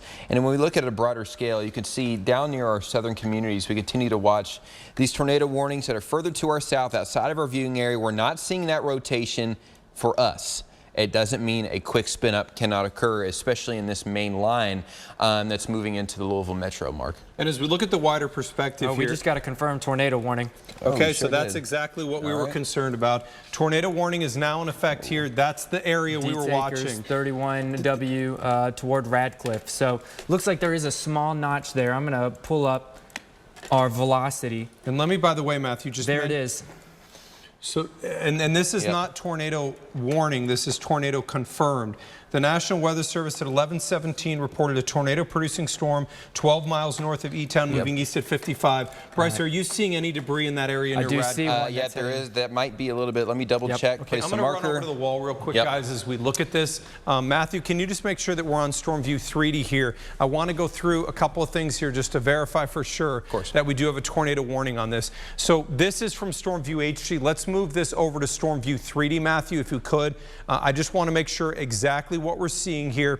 So on Storm View 3D, Bryce, okay, there was a move on the scan, Bryce. Let's just go back one more so we can reorient ourselves. So I'm going to put my hand right here. Bryce, can you put a marker just to make sure we're looking at the same? There's one right there where your hand is. Okay, so 100% that a tornado is doing damage here. This tornado is north of Radcliffe. Okay, Bryce, let's move it forward now to the current scan so we can make sure that we're viewing the same area. So let's take a look. This is the area that we're watching. And Bryce, if we could, again, put a marker. If we can go to one panel, Bryce, it's going to help us a little bit more here. So instead of the two panel, we can make sure exactly what we're looking at. So from two, Bryce, if you can go to one panel on reflectivity here, this is going to help. Okay, so I'm going to put my hand right here. This is the area of rotation. Now let's move over to velocity quickly, Bryce, to see what we're looking at. The area of rotation was to the west of Radcliffe, but we're on a current scan here. Let's now go back over to correlation coefficient. It looks like scans of velocity are not quite coming in right now. I agree on that one. So Bryce, let's go back to reflectivity one more time here. Just again, want to make sure that is an area where, so what I believe occurred here is I believe a brief tornado touchdown near the Radcliffe area. I'm not 100% sure it's still on the ground, but at least there's what we refer to as debris fallout. This moved just to the north of Radcliffe. If you're in the Radcliffe area, I'm on Twitter right now. Go to Mark Weinberg WX. You can click like when you get there. Inform me. Let me know in Radcliffe, did you see power flashes? Is your power gone out? Have you seen a tornado? But we have a tornado confirmed on the ground right now that occurred just to the north of Radcliffe. There's your notch there, Mark. The latest scan just came in. And that's let me go back 2 scans here for you because this is what happened. I'm going to step to the side, Matthew, so we can see together here. See that? That There's was the it, rotation. and then it quit updating for a brief time. So in between that scan and this next one, it set down the tornado. There was not a tornado on the ground when that first scan came in. And Matthew, if we could, can you scope this, or can you give me debris on this area? I just want to see. So here is our area of rotation right here, and I just want to see if we have the CC hole. There may still be. So there it is. So it's not as intense here. My belief is that maybe debris fallout from a quick spin up. But here's the thing: we've talked about this extensively, extensively. That a tornado can occur in between scans, and it appears that one touchdown really, really quickly on that scan. I want to also, because of this, Matthew, move a little bit further north. Let's look at what's moving into Louisville. Are we seeing any possibility there? I do see an uptick in the winds, at least, there along 44. South, they're going to be south of Barrelton. Now, and those are punches. Those are punches, so we've got to be careful, because these punches can quickly spin into a tornado, as we just saw. A tornado confirmed on the ground that was just to the northwest of the Radcliffe area, continues its march to the east. In the southwestern side of Louisville right now, some right along the Jefferson-Bullitt County line, some 65 to 70 may be occurring. And Bryce, you've been looking at that on Storm View 3D. I'm going to come back over to you. So we got a brief spin up that occurred south. You're looking at some of these pixels along the Jefferson-Bullitt County line. Let's stay with that. What are you seeing? Yeah, so this one is going to be, as Mark mentioned, just south of the Jefferson County line in northern Bullitt County. This one's reading at about 52 knots, and this is about 300 feet off the ground. So we're getting closer to the 60-mile-an-hour kind of pockets. And there's another one just north of the Jefferson-Bullitt County line. This is moving closer to, say, Jefferson Memorial Forest. This one is coming in at about 45 knots, so we're getting closer to that 55-mile-an-hour mark there. But this is exactly what we were talking about, guys, even over the past about hour or so, that this can occur quickly in between scans. And when we look at where that occurred now, there is still that little bit of that little rotation just east of Radcliffe. Okay. And again, when we put it doesn't look like what it did look. Yeah, not at all. And I think that debris fell out now, exactly. too. I would agree with that. So, by the way, I just got a report from somebody that said that it felt like a hurricane outside of the Radcliffe area. It appears we know from radar for sure that a tornado touched down to the northwest of Radcliffe. It appeared on the very next scan, which was about 3 minutes later, that we saw debris falling out of that storm northeast of Radcliffe. And now we've gotten to a point that the debris has fallen completely out of that, and it doesn't show the same area or level of rotation that it did earlier. This speaks then back to our concept. We need to be very cautious. We can get tornadoes that spin up with little to no advance notice in this scenario, and we've already seen it now at least once tonight. What a day. Yep. I don't think as somebody that works in this business, I'm going to forget this very quickly. Let me show you power outages right now. Bullitt County is still sitting at 335. It's going to be quite interesting to see as that storm continues its march into Bullitt if we get a jump on that. We have 30,000 people still without power here in Metro Louisville. Oldham County was at a time at 6,000, now at 985, so improving there. And we continue with looking at these storms as we go across our area. I'm curious in the southern part if we're still outflow dominated. I'm going to come back over to you quickly, Bryce, and I want to look and see has the outflow moved ahead of the storms, or have they caught back up to it? It has kind of caught back up to it. It really has, especially up toward the Louisville area. Down here, you don't notice as much of an outflow until you get toward down, say, the Grayson County area. And this makes sense. I mean, this is what kind of showed in the data, that on the northern side, we would see a drastic weakening north of 64, and Louisville's right on the edge of where that fuel drops. So this is now coming through Louisville. I'm going to take you over to our camera briefly here in Louisville so you can have a look at what's going on. This is downtown Louisville.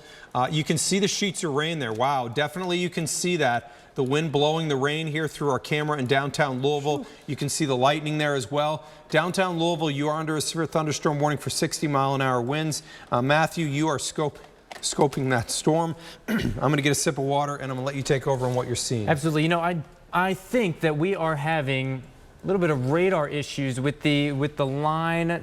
That's, you know, the velocity has been updating slower than our reflectivity. So that is a reason why when that tornado warning came out and we all kind of jumped very quickly, that's because it hadn't shown up yet. And then all of a sudden there was a debris signature. The debris signature showed up well ahead of where the actual velocity scan was coming in. So at this point, we can confidently say that there's no longer a notch along this line that was there previously that lined up with that debris signature. At least I don't see one right now. If you go a little bit further south there, Bryce, let me see if there is another notch. There may be east of Radcliffe, a very small one. It is not as well as defined as it was earlier. Let me zoom in a little bit further. And we're getting some information in from our news director. Is that a damage report, Mark? No, this is just that we have our vehicle out there driving around Louisville looking at some of the thunderstorms. And if we want, we can always two-box into that. But severe thunderstorm warnings continue for Louisville. Are those downstream, by the way, of Louisville? Or have we added I think it was an update of the last one from what I just saw. Let me double check on that, though. And I want to check, Matthew, if we can go further south as well. I want to make sure that we're continuing all of the line. Yes. I don't want to hyper-focus on one location within the line. So I'm going to take a look at what we've got going on in Litchfield. And it's obviously quite clear that you can get quick spin-ups with little to no advance notice here. And the tornado warning on our bug, I don't know if that one's still in effect here. Let me check briefly. The tornado confirmed is not appearing on our crawl on the screen, and I just want to check if the Weather Service dropped that off here and see if they canceled. Cancel severe thunderstorm warning for Floyd. No, they didn't cancel the tornado. So, oh no, they did, guys. No, further south. There's so many of these warnings that are occurring at the same time. The tornado warning is in effect for Bullitt County until midnight. As it stands right now, and that's midnight Eastern, that is a long fuse one. Yes. So they issued that way down line. The tornado warnings that were canceled were for the far southern part of Kentucky. Our bug does not show the tornado warning right now, but the tornado warning is no longer confirmed. It is tornado warning. So this is where the gap was occurring. So we now have tornado warning near Pitts Point, Bardstown Junction, So this is going to be Bullitt County, Scuffletown. We do not have tornado confirmed on this anymore. So that is at least a change and an alteration. And it makes sense at least why the bug was not showing that for that moment, is that we had that change here. 10 minutes from now in the Claremont, 14 minutes from now in the Browningtown area, and Cox's Creek 19 minutes from now. You know, when you have these scenarios where things are evolving at such a quick pace like this, you definitely can get some of these adjustments. And so we continue here with tornado warning for Bardstown Junction and Brownington through the Lotus area. I want to just again expand the warning just to verify here. National Weather Service is noting tornado warning on this one with radar indicated instead of radar confirmed. And that is a change versus what we saw. But here's the thing. This is about to cross a major interstate. So the area of rotation is going to go through Bardstown Junction, which puts it just south of Shepherdsville. If you're in the Bullitt County area, you've got to use some caution. You have to use caution on that. And let's go further back. And I'm going to, Matthew, step over to the wall again. Further back in time? Yeah, well, let's stay. I'm just going to, I want to go back to what we were doing, which is going up and down the line. Okay. Let's start in Grayson County, and then we'll make our move back to the north. And we're just basically going to look along this entire line to see if we have any areas of rotation concerning. So this is just winds. This is the winds that are coming out from the thunderstorms heading through Millerstown. I don't see anything on here right now that screams hard rotation. We move through E-Town. We've got some stronger winds coming in, some 50, maybe some 60s in here. Nothing shows up as significant rotation. Let's continue along the line here now. It is very obvious then when you get here. So what you're seeing here near Pitts Point is there may be some area of rotation, but I got to say, I would be a little bit concerned here on what's going on north of this tornado warning. Near the Shepherdsville area, north and south, there appears to be some push here. Can I see reflectivity on this as well briefly? Absolutely. I want to see if we have any hooks here. There's a very small notch right north of the Shepherdsville area. That's what I'm seeing here, and we've got a small area rotation. So what we're going to be doing is keeping an eye on that area. There is a little bit of a push here and a little bit of push of stronger winds here near Shepherdsville, north and south. This is coming down 44. Shepherdsville, just be on edge. Remember, these have produced tornadoes with little to no advance notice. Bryce is taking me over to Stormview 3D. Bryce, there's that little hook that we're watching, and you showed me on the other side, here's an area of rotation. Bryce, if we could, can we on this side here put correlation coefficient? Just want to make sure that we don't have anything that would be showing a tornado as it stands right now. We are not right now. So when you ever you look at this, by the way, we call this correlation coefficient. This sea of pink, what is it? It's exactly what you think. It's rain. So we know under a thunderstorm that every particle will look the same unless there's hail falling. So we would expect this all to be pink. When it changes to blue, it means that there's different particle sizes. What would cause different particle sizes in a thunderstorm? Hail, which these don't have much of, or debris.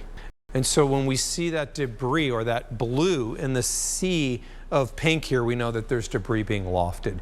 That's what we saw northwest of Radcliffe. Weather Service will get out and inspect and take a look. But right now, we're watching this area, which is to the northwest of Shepherdsville.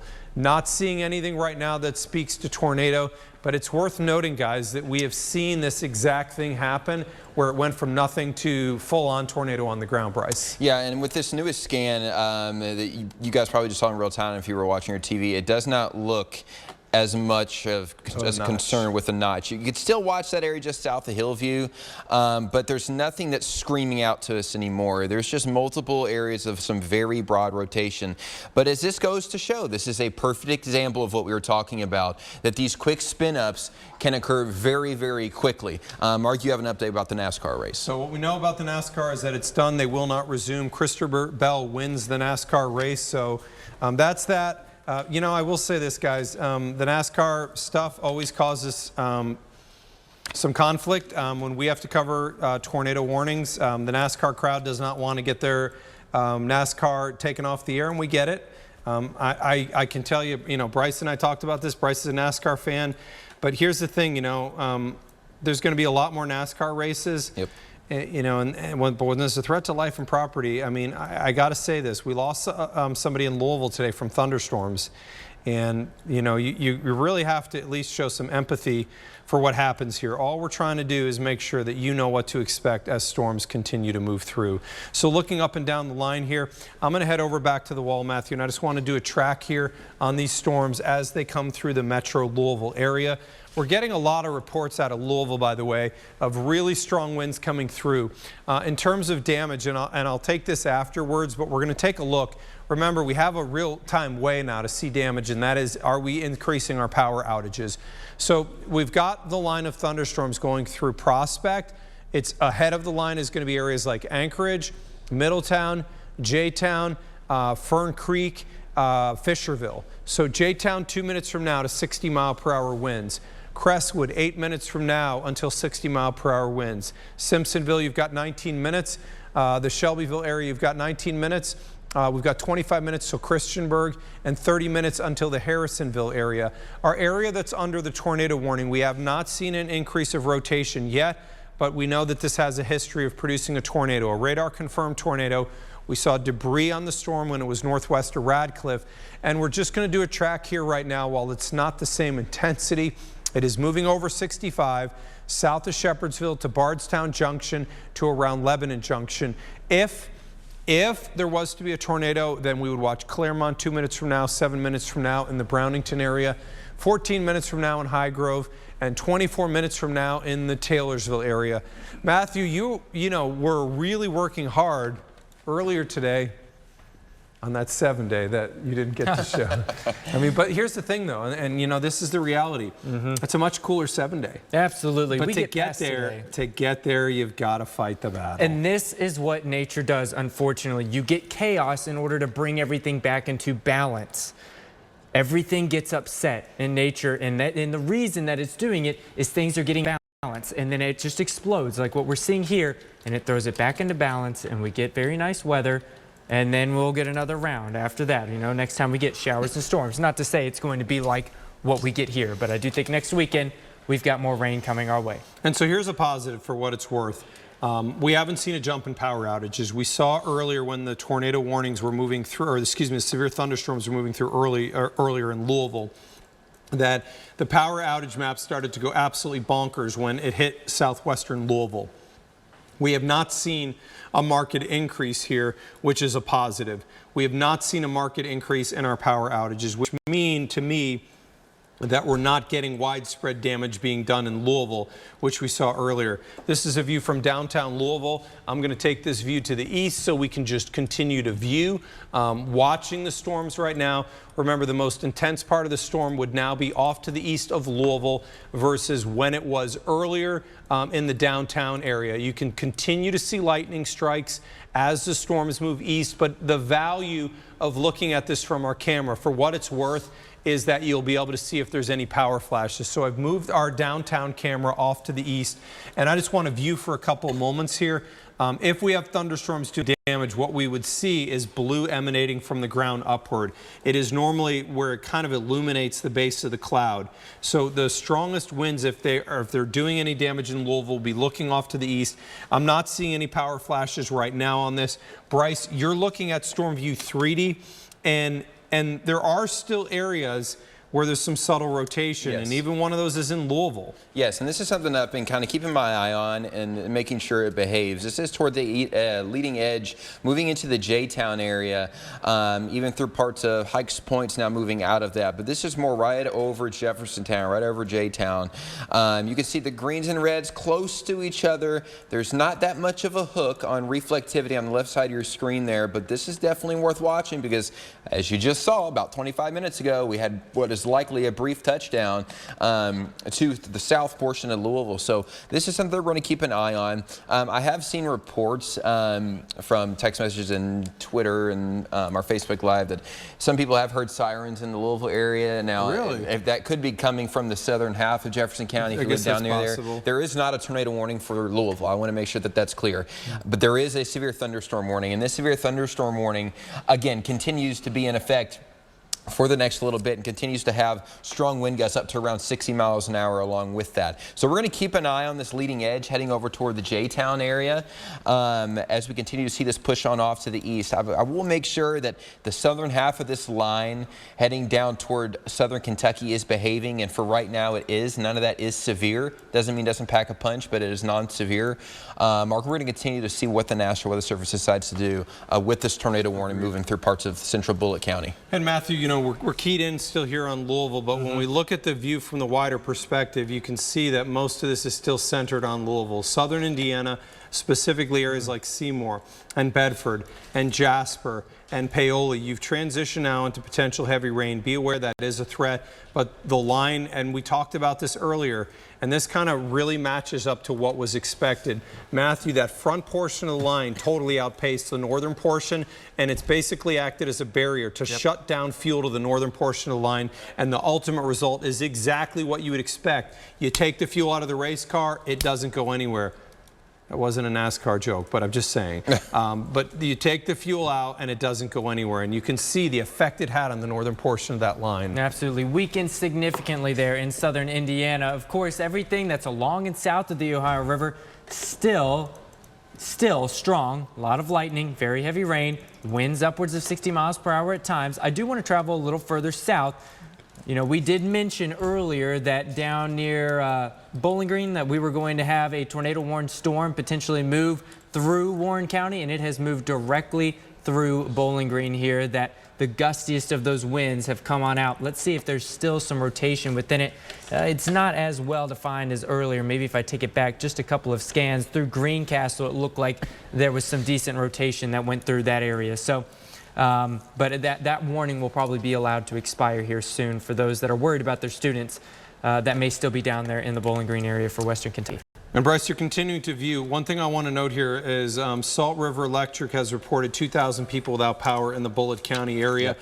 Bullitt County, at least as it has appeared thus far, we did appear that there was a tornado that occurred in near the Radcliffe area, and that weakened very quickly after it formed. But all that said, we have 2,000 people without power here from Salt River Electric here in Bullitt County. Remember, there's multiple electric companies in Bullitt County, and this is actually the case for a lot of locations outside of Louisville. Bryce, you're looking at wind speeds here. Where the tornado warning is in the southern part of Bullitt County, anything that concerns you? I personally am not seeing anything out there that jumps. No, neither am I. There's these little small areas of some very broad and weak rotation. This is not like what we saw earlier. What we saw earlier was a very quick tightening and a very quick, strong rotation that, again, was very quick, and this is where we talked about that spin-up threat. And now we're talking more of these straight line wind threats as well. There's still a tiny little bit of rotation east of J-Town that we're going to keep an eye on. It's not jumping out at me right now, but when you look at the winds in particular moving over toward the eastern half of Jefferson County, right along that line, this is moving over toward the Snyder. Right, coming right off of that's Interstate 64. So right along Interstate 64, we're talking wind gust knots at about 56 knots. This is about 2,000 feet off the ground, so a little bit further up.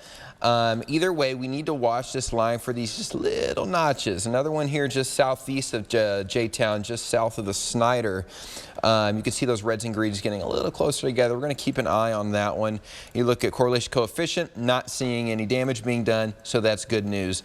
And the same thing for this other little piece of rotation there. I'm not seeing any damage on correlation coefficient from that one either, Matthew. They have expired the tornado warning. I think it was supposed to go until midnight, and they've expired it because, and a lot of folks are probably, and I was about to say this, a lot of folks are probably thinking, we've got a tornado warning that was confirmed earlier. Why are you not covering it?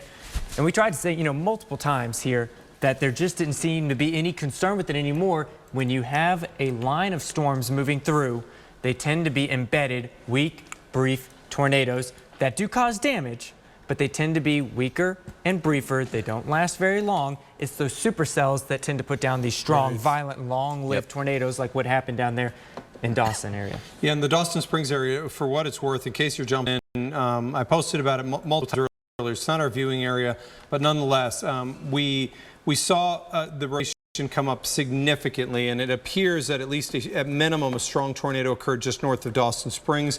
It was west towards Paducah. It was alone, and it was ahead of the line. The line overtook it in the last 2 hours. Once that happened, it blew it away. But we still continue here with severe thunderstorms moving through Louisville. Also, we've now added Hart County into the severe thunderstorm warning. That one just got posted. And that one, Bryce, is that just severe, or is there tornado possible on that one? That one is tornado possible, so we're going to have to keep an eye on that one as well. This is out for 60-mile-an-hour wind gusts, but it does have that tornado possible tag on that, and that's important to note as we continue to watch the leading edge of this, especially toward the southwestern portion of our viewing area, right outside of Hart County. I would kind of watch that area in between Bowling Green and Munfordville where that tornado warning was earlier. I think this is why they've left that tornado possible tag on that, but that has been extended all the way up to toward Hart County. So Munfordville, we're talking to you guys, you are under the severe thunderstorm warning, technically for wind gusts up to around 60 miles an hour, along with some quarter-size hail, but that does have that tornado possible tag in there as well, something that we're going to have to continue to monitor as we head over the next couple of radar scans, just to make sure we're not seeing any real indications of some rotation in there. So just some subtle notches here, there that we're going to continue to keep an eye on. This is the same kind of subtle rotation that all of a sudden dropped a quick spin up, it looks like, near the Radcliffe area. Jumping back up to Louisville real quick, nothing again that's incredibly concerning to me, just these little bits. Yeah, there's little bumps in there. It definitely doesn't look like it's the storm that it was coming in. Severe thunderstorm warning here. You can see it's chopped now downtown. Only includes the far eastern part of Jefferson County. So this would include areas like Anchorage, Middletown. This would include Fisherville, Fern Creek.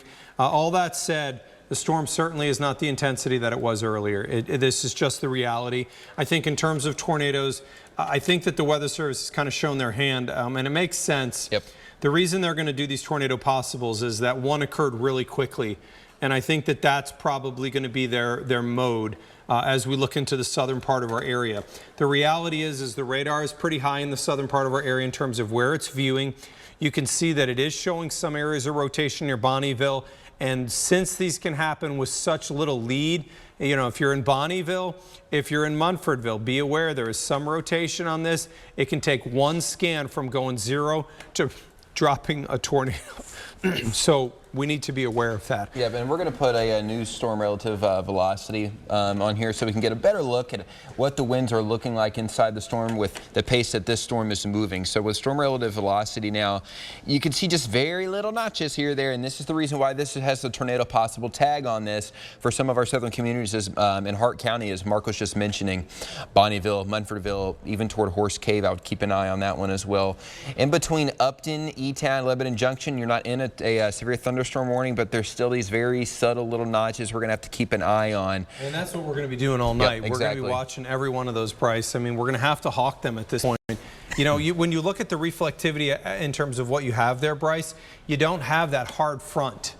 You don't have that hard front edge that's normally notorious for destructive winds. And we mentioned this earlier, but I thought within two counties of Louisville this was going to get blown apart, and that really looks like it's happening. Yeah, and if you look over toward the Finchville area, down through Mount Eden, Taylorsville, Van Buren, you can see this light rain now out in front of that line of storms. And what that can do, and what we're going to watch for, is this, as Mark will probably agree with me here, will probably, or can at least cool down the atmosphere out ahead of this main line. And that's something we're going to watch out for to see if there's any more weakening in this line as it pushes further off to the east that's still in that severe thunderstorm warning. And the height within those thunderstorms have dropped so significantly. Yes. I want to look at lightning strikes here. I'm going to come back to you, Matthew, because you have access to that. Let's go out a little bit wider.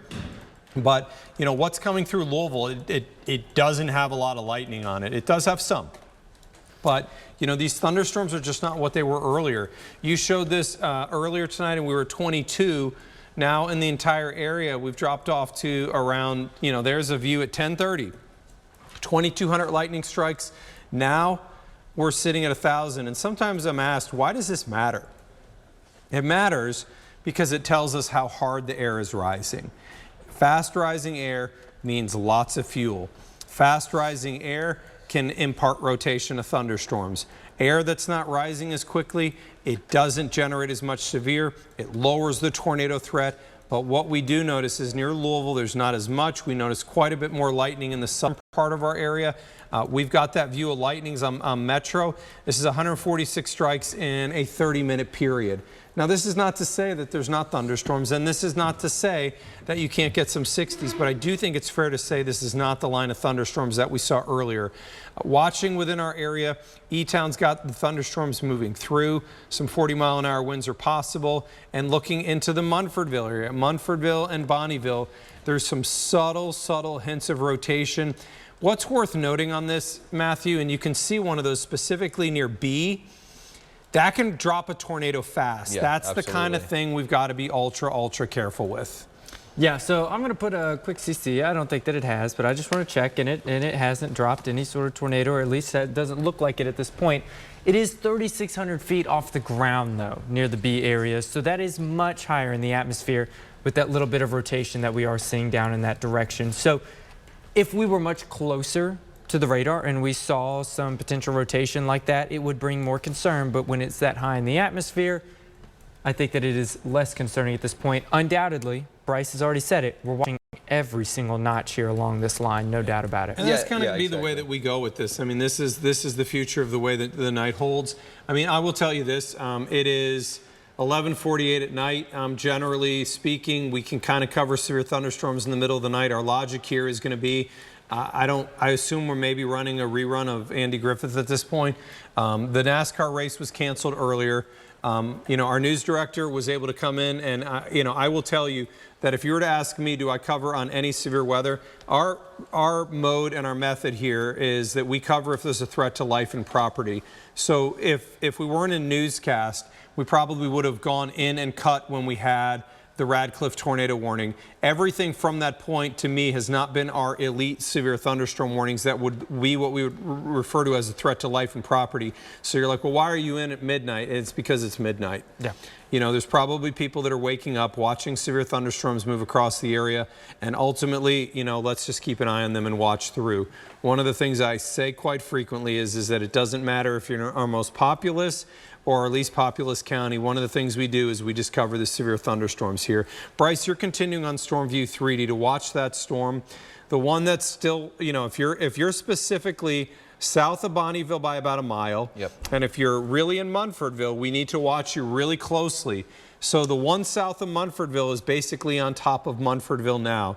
I would, you know, it's not anything out there that's crazy, but these spin-ups have occurred already tonight. Radcliffe went from 0 to 100, basically. We had northwestern Radcliffe, nothing, and then we saw debris on that. Bryce, do you see anything in there that shows any debris? Because that could be a kind of a lead. Right, so we're looking at correlation coefficient here. This is all outside of high reflectivity. There's actually no reflectivity where this kind of dark blue is being shown, so we know that that is not debris being wafted into the air. And I will say this newest scan looks a little bit more promising than the previous one. I'm going to show you the previous one here. You can see a couple separate notches there, one near Bonneville, one just west of Munfordville, and then the latest scan to where that's kind of broadened out a little bit once again. But still, this severe thunderstorm warning does have that tornado possible tag on that for situations like this. We're far away from radar, and as Matthew mentioned, we're looking 3,000 feet up into the sky, folks. So this rotation is very high up there. The big question is this being translated into the ground? And when we look at correlation coefficient, my answer would be no, because we do not have any tornado debris signatures being popped up for our southern communities. In between Bardstown, Hodgenville, excuse me, down through Magnolia, that is still non-severe. We saw that severe thunderstorm warning that continues to push east out of Louisville now. If you are west of I-65, a lot of this has turned into just plain old light and moderate rainfall, and the winds have calmed down. Same thing for southern Indiana. I would still watch out for that possibility of some flooding, especially for our western communities. I'm talking Perry County, Meade County, down toward the Breckenridge County area. But here's kind of the broad aspect. I'll switch over just to reflectivity here so you can see a little bit better of what this looks like now. Remember earlier we had that tornado warning up near the Jasper area. That got completely nuked by this line that is now flourishing off of what cape is available now, which a lot of this is elevated. It's outpaced. Yes, it is. So that's the good thing, is that we are going to continue to watch that. Pushing off to the east is we're likely mark to continue to see that weaken a little bit more here over the next probably hour. And so Hardin County EMA is en route to check out some possible damage north of Muldraw. Outside of that, we're not aware of anything more there. Kentucky State Police post at Elizabethtown reports some trees and power lines down in the post area. Bullitt County right now, we've got a tree down on Kentucky 44. So this is going to be 44, which goes from Shepherdsville to Mount Washington and then goes west of there as well. That's in Ritchie Lane. So the area that we're looking at near Ritchie Lane is in far northwestern part of Bullitt County, basically in the Nichols area. And then Meade County is reporting power outages and trees and power lines that are down all over the place per dispatch. So what it sounds like right now is that Meade County took the hardest hit. Also from Meade County REMC, which is Meade County Rural Electric. Remember, when you get outside of Louisville, you have multiple electric companies that deal with counties. So it can make difficult sometimes to assess. But we know that Meade County Rural Electric is reporting 3,500 people without power in the system. They're still working to restore.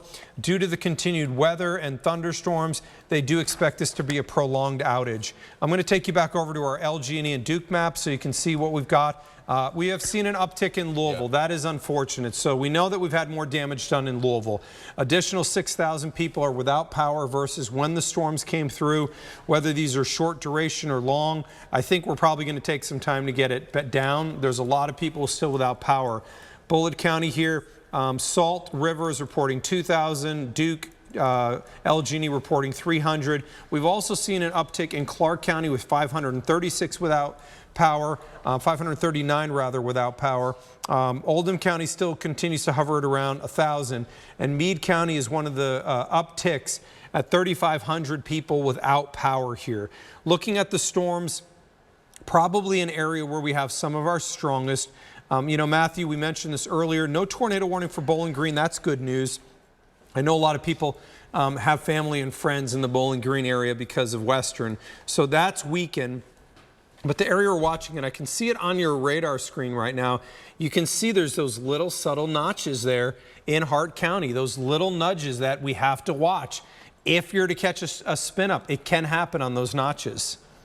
Yeah, I mean, they're not as well defined as what we had earlier when we had that brief tornado just north or in the Radcliffe area. At this point, most of it does look straight line. We're waiting for something to become more well-defined before we can say, hey, here's a very clear and obvious area of rotation. But, you know, there are these small pockets, the further north you go, of very gusty winds around 60 miles per hour. Not all of them are warned, and most of these are sub 60. But, you know, you go up into eastern Jefferson County, up into Oldham, Shelby County, everybody down there in Mount Washington to Taylorsville, just north of Cox's Creek. That's where we do have the severe thunderstorm warning that goes out until, Bryce, you can remind me once again, I think I may be able to double check it here, but yeah, that goes until midnight? Yep. Okay. So 70-mile-per-hour winds still associated potentially with that portion of the line of storms. But Mark, I'm not seeing a whole lot of extra rotation anywhere along. I'm surprised that that's moving. The storms for 60 moving at 70, these speeds today are obscene. How fast these storms have been moving off to the east at 7-0. There's so much wind energy with these storms, and they're pushing them so fast, Mark. And that was kind of one of the main reasons why we had some concern with the second line. Not only did we build up a little bit more energy, especially aloft and elevated, but we had more wind energy with the second wave than we did the first wave. And the models pointed to that time and time again, that the first round that we had would be damaging winds, but that we wouldn't have the directional shear to create tornadoes, or at least that it was really unlikely. For the morning stuff. We got those damaging winds this morning, so the models did a great job with that. Then they said that the winds were going to pick up in speed and that they would be changing direction overnight tonight. That's where we would have a more likely tornado threat. And we mentioned that the past couple of days, so I really think that we hit that nail on the head there. Damaging winds in the morning, damaging winds as well as tornadoes at night. And you know, I will say this, you saw on a day like today how much what's called storm mode matters. Yep, absolutely. So when you had the individual rogue supercells that were out there, it was a tornado fest. We're going to have to find out the extent of the damage that occurred in western Kentucky. But that storm that went up near Madisonville, north of Dawson Springs, when it was alone, was a terror. It showed 200-mile-an-hour rotation on it, which is absolutely obscene. My belief is that was at minimum a strong tornado, but it's conceivable that could be violent. And from there, once that storm got overtaken by the line, you all of a sudden see it blow apart that rotation that occurred near Dawson Springs. What's the difference? A storm that's out alone has all the fuel it wants to work with. It doesn't have to share. Once it now gets absorbed in the line, there's several things that are happening here. That fuel has now got to be shared across the entire line with every thunderstorm out there. And number two, all of these storms are hitting each other. They're back to back to back to back. And in that, you never allow them to generate that rotation and be as intense. We still have a severe thunderstorm warning for 60-mile-per-hour winds that's now moving through the Simpsonville area. I'm going to take a look at our camera in Simpsonville. It's obviously going to be generally dark because we're looking in an area. I just want to see if the camera jumps at all. Curious on that. Not seeing many jumps on that, but there you go with some of our lightning strikes. We'll take a look out of the Bardstown area. Again, just to assess what we've got ongoing here as thunderstorms have moved through Bardstown. I'm not seeing anything in terms of wind there that really jar me, so that's good on that as well. Power outages, we'll take again a brief view. Louisville continues to jump, and Oldham County has jumped. Now, I mean, at least we know that the warning has verified in Louisville. We've added 8,000 people. To the power outages out of Louisville, and Oldham County has added 200. So we know that the storms are and have done some damage here. It's clearly not the storm of this morning. But, you know, here's the thing, and we've talked about this a great deal, that the ground is super wet right now. When we saw what happened to the trees this morning, and I assume we're going to probably see the same tonight, is you have ultra-saturated ground. And think about the root system as the anchor of a tree. So now those roots spread out underground, and that holds the tree. Now, if the soil that the tree is anchored in is softened, all the rain, it doesn't take as much wind to lay the tree down. And I think we have kind of seen a result of this. So the severe thunderstorm threat would now be more east of Louisville.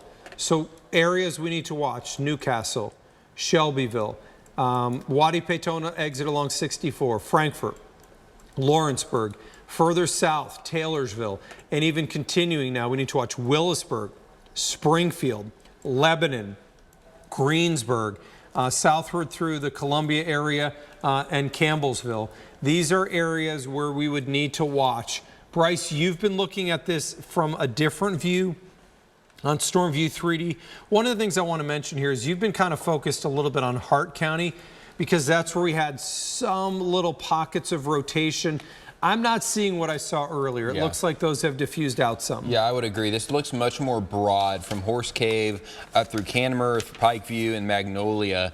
Again, our radar is trying to suggest that there's some rotation in there, and there is, but it is very broad. And again, nothing is screaming out to me that there's a lot of rotation. And we are looking far from the radar. Again, we're looking at about 3,000 feet up. So if we want to rely just more on reflectivity and look more for these little inflow notches, there's not a lot. There are a few down near Horse Cave.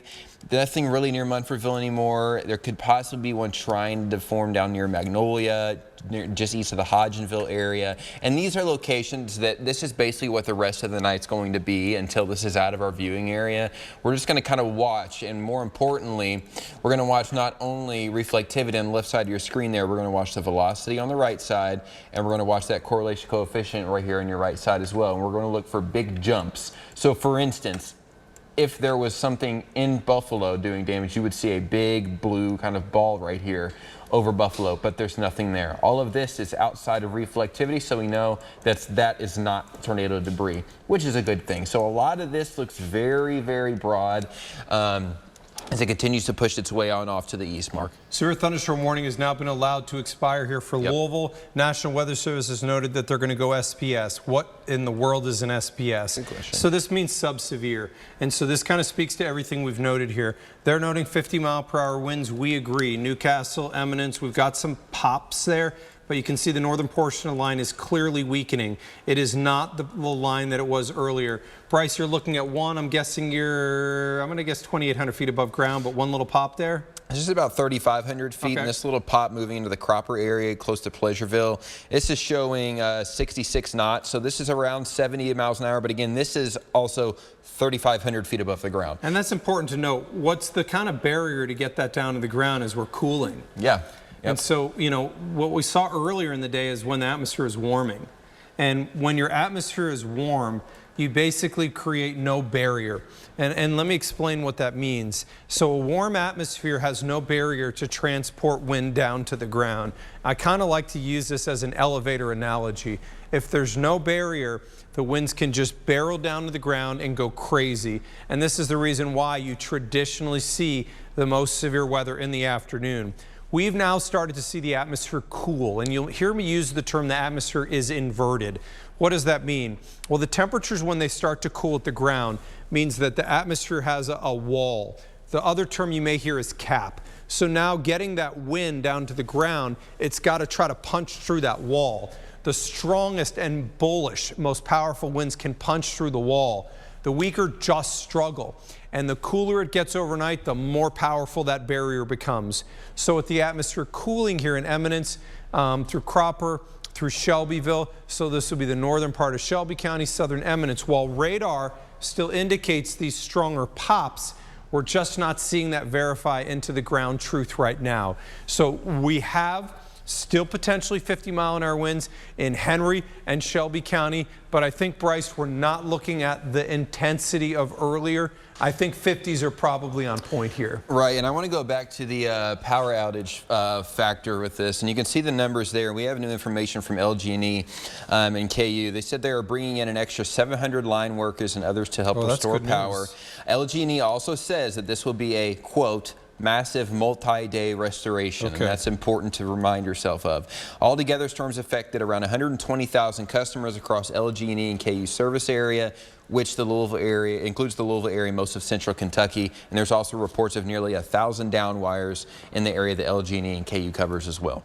All right, we're down to our last severe thunderstorm warning down there in Hart County. And I'll tell you, if that warning is allowed to expire, and let me look at the time here until 12:15. By the way, Bryce, start to get ready to wind down for you, Matthew, and I will. And that would be 11:15 Central Time. I should have clarified that. Yeah, and so 11:15 Central or 12:15 Eastern. Bryce, we're going to try to get you some sleep. What time did you come in this morning?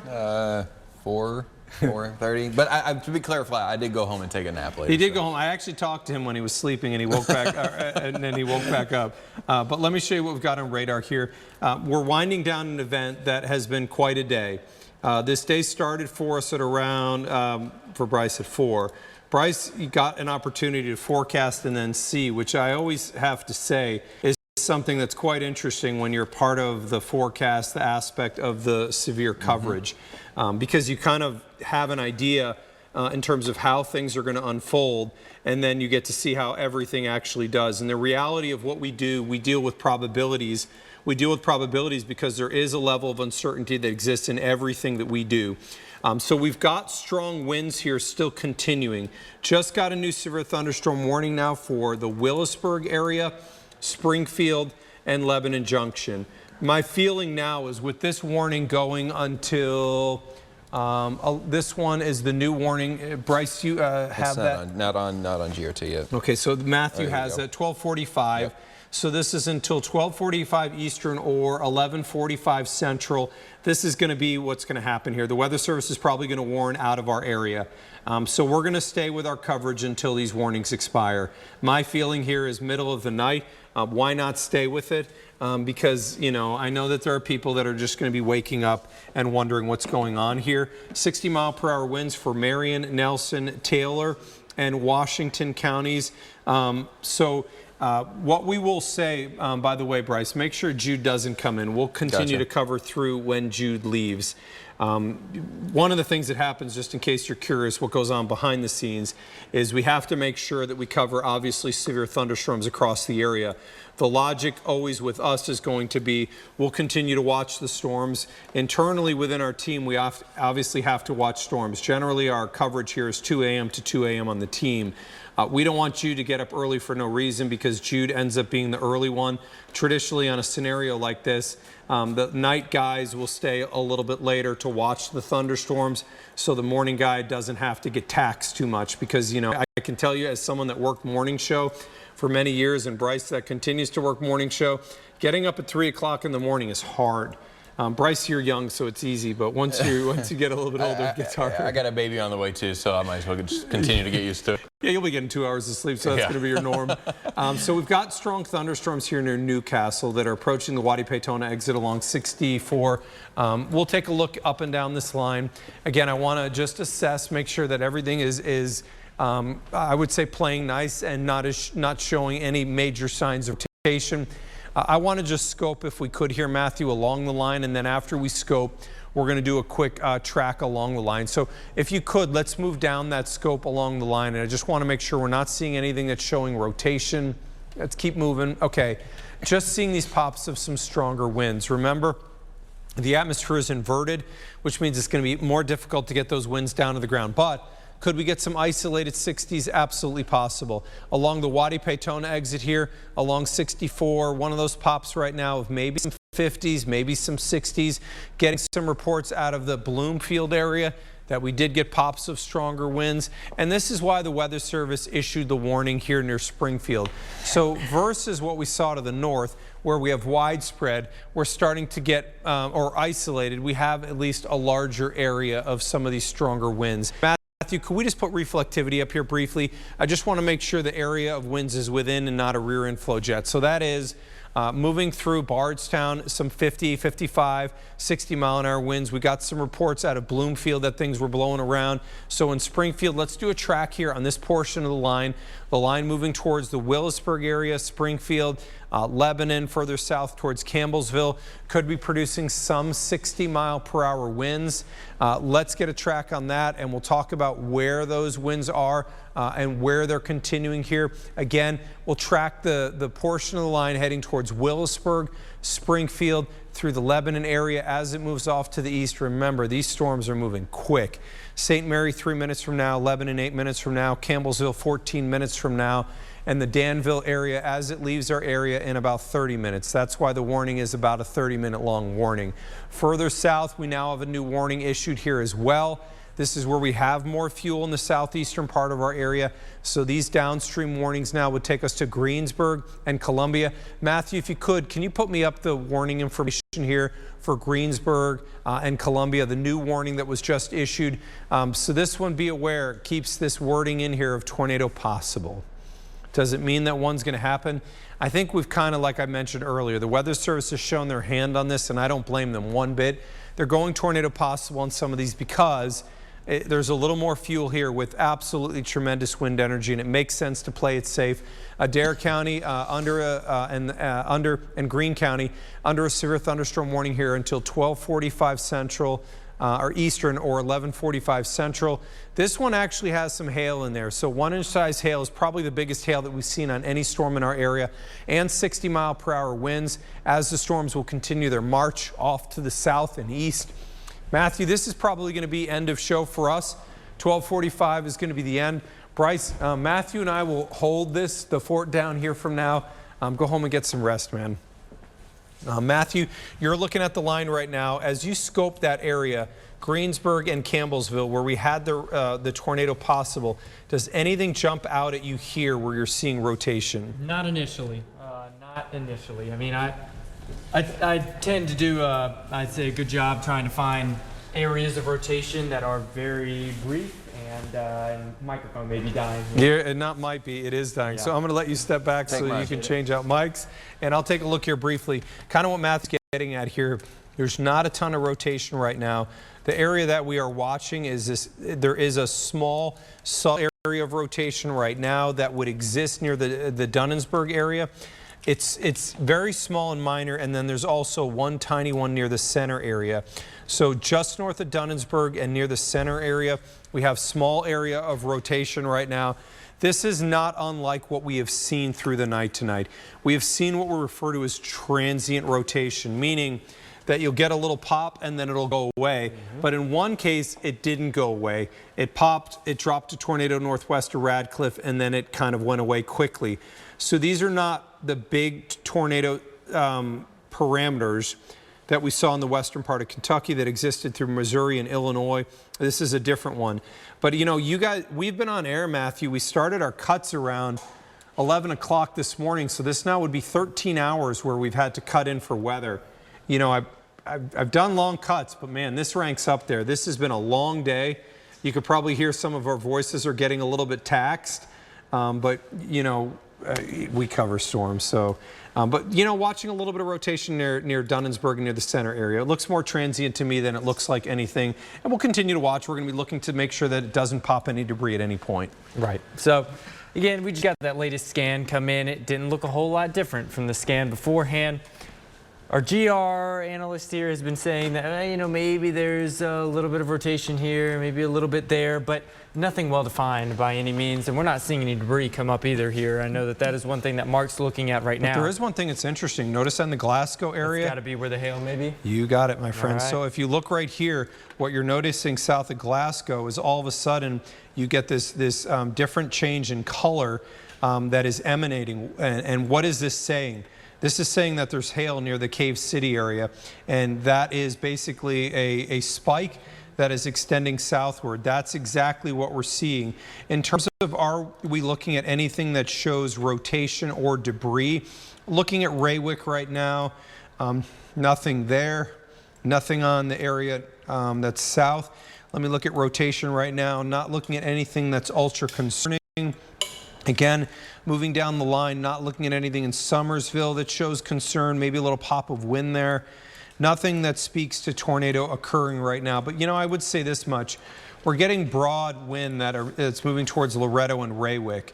Looking at some of these, we're looking at 65 to 70 mile per hour gates within here. There are some that exist north of 75. And so I would say that it's possible to still get 60 plus. But one of the things I do want to remind you on is that we know full well that the atmosphere is cooled notably. And so we know since the atmosphere is cooled notably that it's going to be tougher to get the strongest winds down to the surface. Just mentioning to our production guy, Big Mike, since we don't have tornado warnings right now, let's keep this on DRB and we would exit out of BKI and MYO.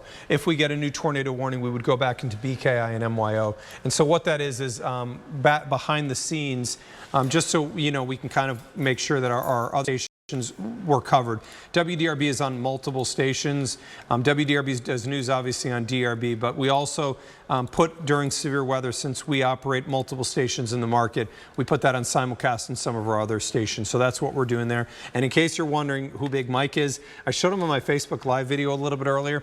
Matthew is not a short man. Matthew, you're 6'2"? Yeah. 6'2" with the shoes. Yeah, and then with the shoes. Big Mike is our 7-footer. Actually, Mike, come over here real quick.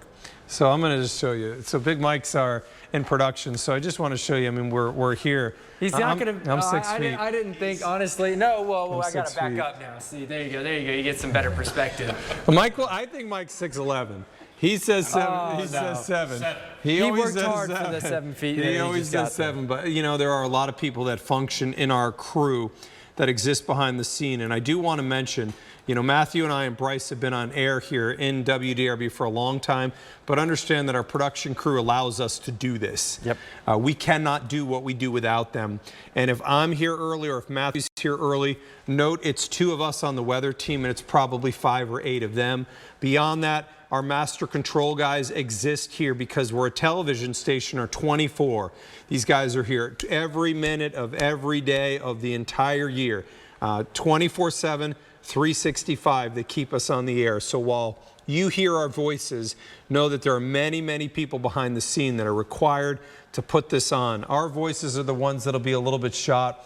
But we have a great deal of people that are behind the scenes that are tired on a holiday weekend that are hoping to get some rest. But these storms, Matthew, continue rapid progress off to the east. Yep. I think that's one of the things that's notable, and it speaks to the wind energy. Storm motions of 70 miles an hour don't happen when you don't have hellacious winds. Right. It has moved down some with the newest warning that just came out for Greene, Southern Taylor, for much of Adair County.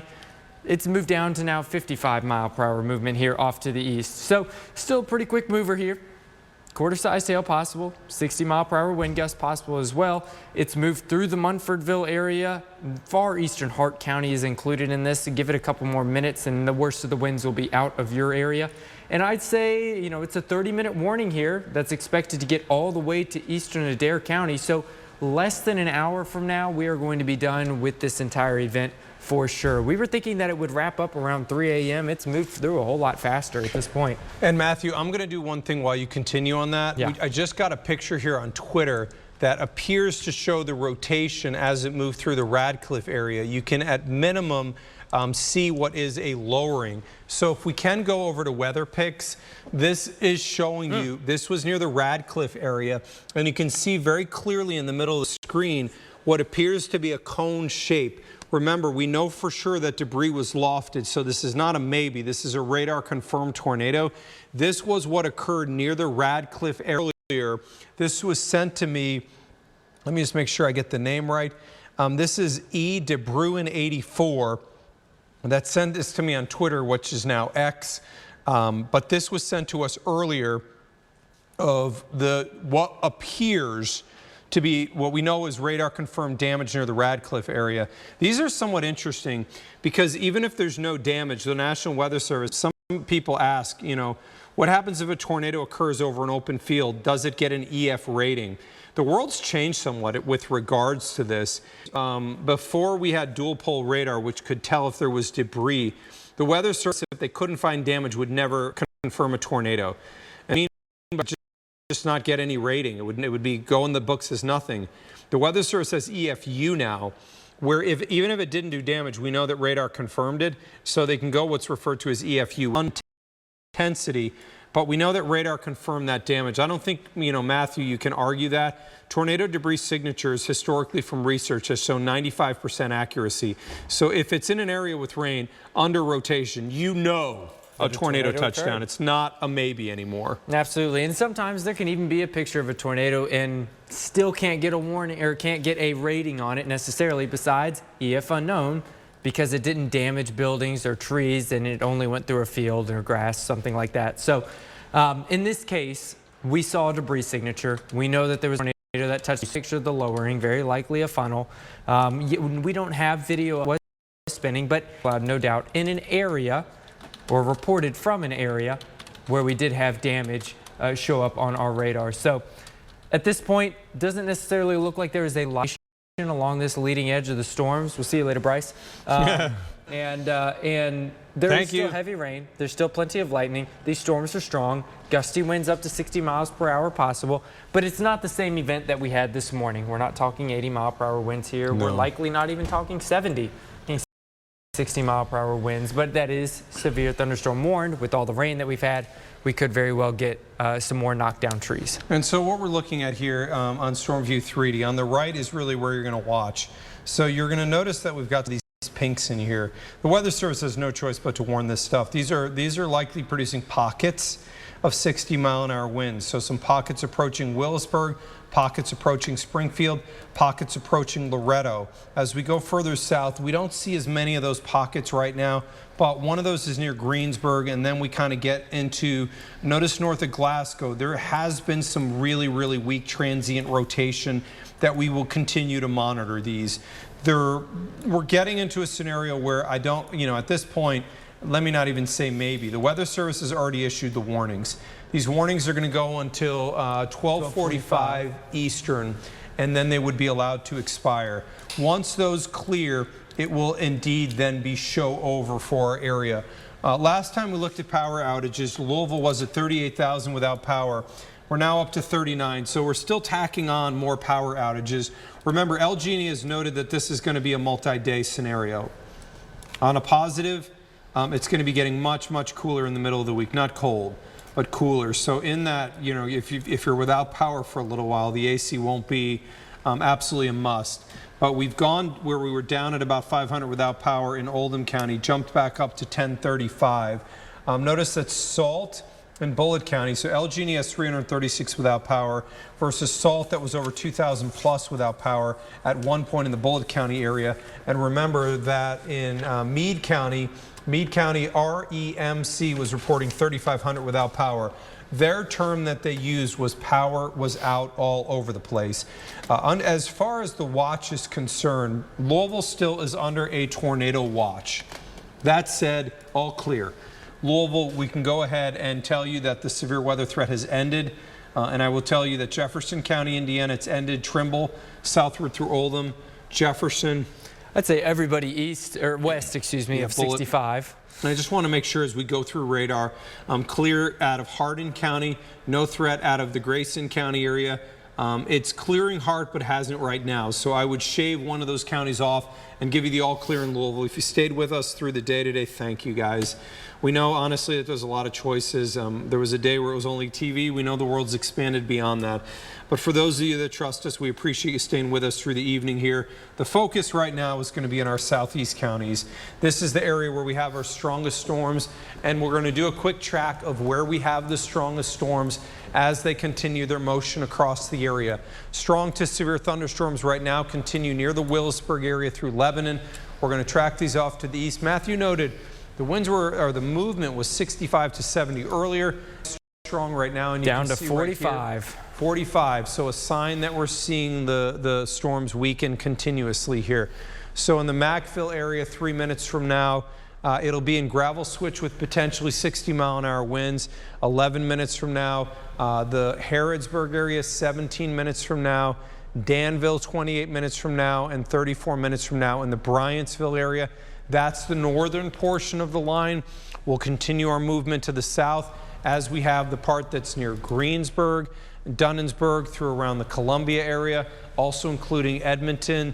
These are making their march off to the east. So in the Summershade area, about a minute from now, Gradyville area, which is in Adair County, 11 minutes from now, 16 minutes from now in the Columbia area, and 22 minutes from now in the Clementsville area. You've got about 30 minutes from now. So we've got now about another 20 minutes before the severe thunderstorm warnings are allowed to expire. We felt it was worth staying with this. Honestly, when people wake up, they're wondering what's going on. I think sometimes when we're in the middle of the night with rerun kind of stuff, why not just cut in to let everybody know what's going on?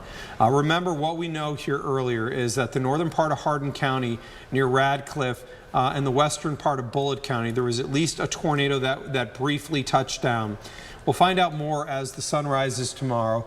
Weather Service is going to continue assessment. And what's going to happen here through the day, I know a lot of people in Louisville are probably going to be wondering what exactly happened. I had a lot of people, Matthew, that were saying to me, this couldn't be done by a tornado. I would argue, for what it's worth, insurance doesn't care. They're going to cover it either way. I would argue if it's 80-mile-an-hour straight line winds or if it's 80-mile-an-hour rotating, who cares?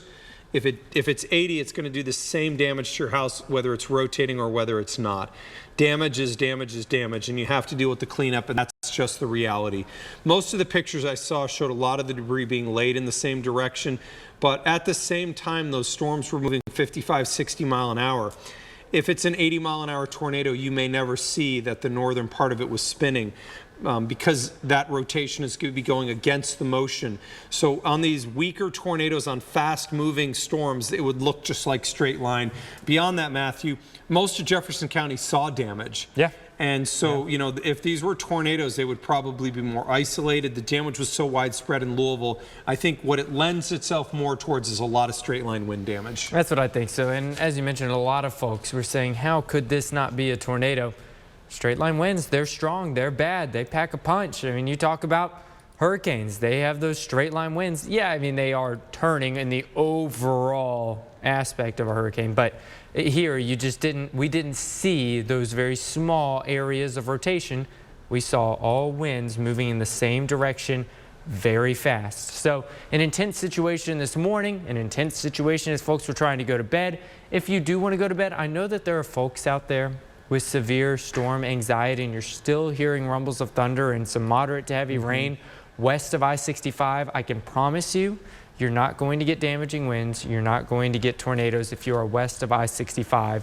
It's the folks that are east of I-65, east of Bardstown, in Lebanon area, Campbellsville, heading into Columbia, that these storms are moving and going to bring in potential 60-mile-per-hour winds. And again, we're not seeing rotation at this point with the leading edge of these storms. It's something we'll continue to monitor, but we're not seeing it at this point. Here's Bardstown. The storms have moved through it, and you can see that there's still some, it's still wet. There's still some rain. Not overly concerning, right? No, we're not seeing the trees whipping around there. And this will be the good view so we can just kind of see in the square here. There's the flagpole. The flag is moving, but it's not, you know, there you go. Good amount of lightning. So that lightning that you're going to see, this is kind of unique lightning. Once you get into the back of storms, you're now on anvil lightning. So this lightning, just so you know, can crawl. So this is the kind of lightning that can crawl across the sky. If you're in Bardstown and you look up, you probably can see some of this. It is fascinating to see. In terms of wind, look at the tree, the pole right there. Those winds have gone to the west. And so this is why Matthew was able to declare the all clear. We know that the winds, when they're out of the southeast, in this case, is going to fuel the thunderstorms. It will allow what we talked about, the winds to massively change direction with height. Now the winds behind that have shifted to the south and east, and since they have, to the west, since they've shifted now to the west, that really, really lowers any potential here for severe. And beyond that, the atmosphere has been nuked by rain moving across the area. I'm going to move the camera upward here just a moment because I want to see if we can catch any crawlers. So what would happen here on the back is that lightning would fire out from the thunderstorm and then crawl across the sky. I have never shown any crawling lightning going across the sky. But we still need to watch these thunderstorms. Matthew, you're over on Storm View 3D, and there still is some transient areas of rotation that I'm seeing east of Willisburg and one that's all near Mackville right now. One of the positives here is where the greens and the reds come together, I'm not seeing them on top of each other. Right. Now, the red is starting to jut out a little bit, and the radar is well off to the west, so that's how we know that winds are starting to move a little bit faster coming out of this storm. I'm on storm relative right now. Okay. But, you know, moving it to base velocity, you can see in the Mackville area where those winds are starting to move out some and coming back in some. So, and there is a little hook there near the Cardwell area. It's not perfectly co-located, but it is very close for sure. So I think that that's a spot that I do want to keep an eye on for any additional rotation that may occur, but that is moving toward Harrodsburg, and it's going to get out of our area quickly. Yeah, I mean, that's the reality here. But as Matthew noted here, this is the area specifically, and on a scope here, it at least gives you perspective. That area of rotation right now, and you can see kind of where that little transient hook is located. So it is possible. And understand that there's two things here. It's going to leave our area. And so in terms of what we cover on air, it would then exit. But there is still areas of rotation that extend further south. And I'm going to move southward towards near the Columbia area. And we have one area of rotation that may be a little bit stronger here. Yeah, this is one that would be a little bit more concerning to me at this point. Now, I can't, and Mark, you've been reading radar for years. I don't know if you would think that maybe that's a bad read or if this is a good placement co-located with a potential hook down there near Kemp heading toward Milton. So what we're looking at specifically here is this area right there where Matthew mentioned here. This is definitely a little bit more rotation. But was that real is kind of what we're getting at, or was that a radar issue? Let's do a couple of things here. I want to go back one scan here. Before, current, and after. So I believe there were some bogus gates here that are those orange. I believe that those are bad gates that are showing up here on radar. But all that said, there was for sure rotation that was gate to gate. I'm going to look quickly at our correlation coefficient at that area as well. And I'm going to put a circle around it because I just want to make sure that nothing occurred in there when that went through. So I'm going to back this 2 scans. That's when I was looking north of the Pickett area. Again, I'll back this 2 scans. Nothing in there that says that a tornado You know, here's the reality of the situation. We have had areas of rotation that have come up and come down. That area of rotation right now that we're watching is north of Gradyville, and then there's one near the Milltown area. And you're inspecting those storms a little bit further to the north. You're looking at near Mackville. That is about to, if not has, exited our viewing area. So this is at some point is going to, you know, move off to the east. Are you seeing anything in there that shows debris underneath there, Matthew? Absolutely not.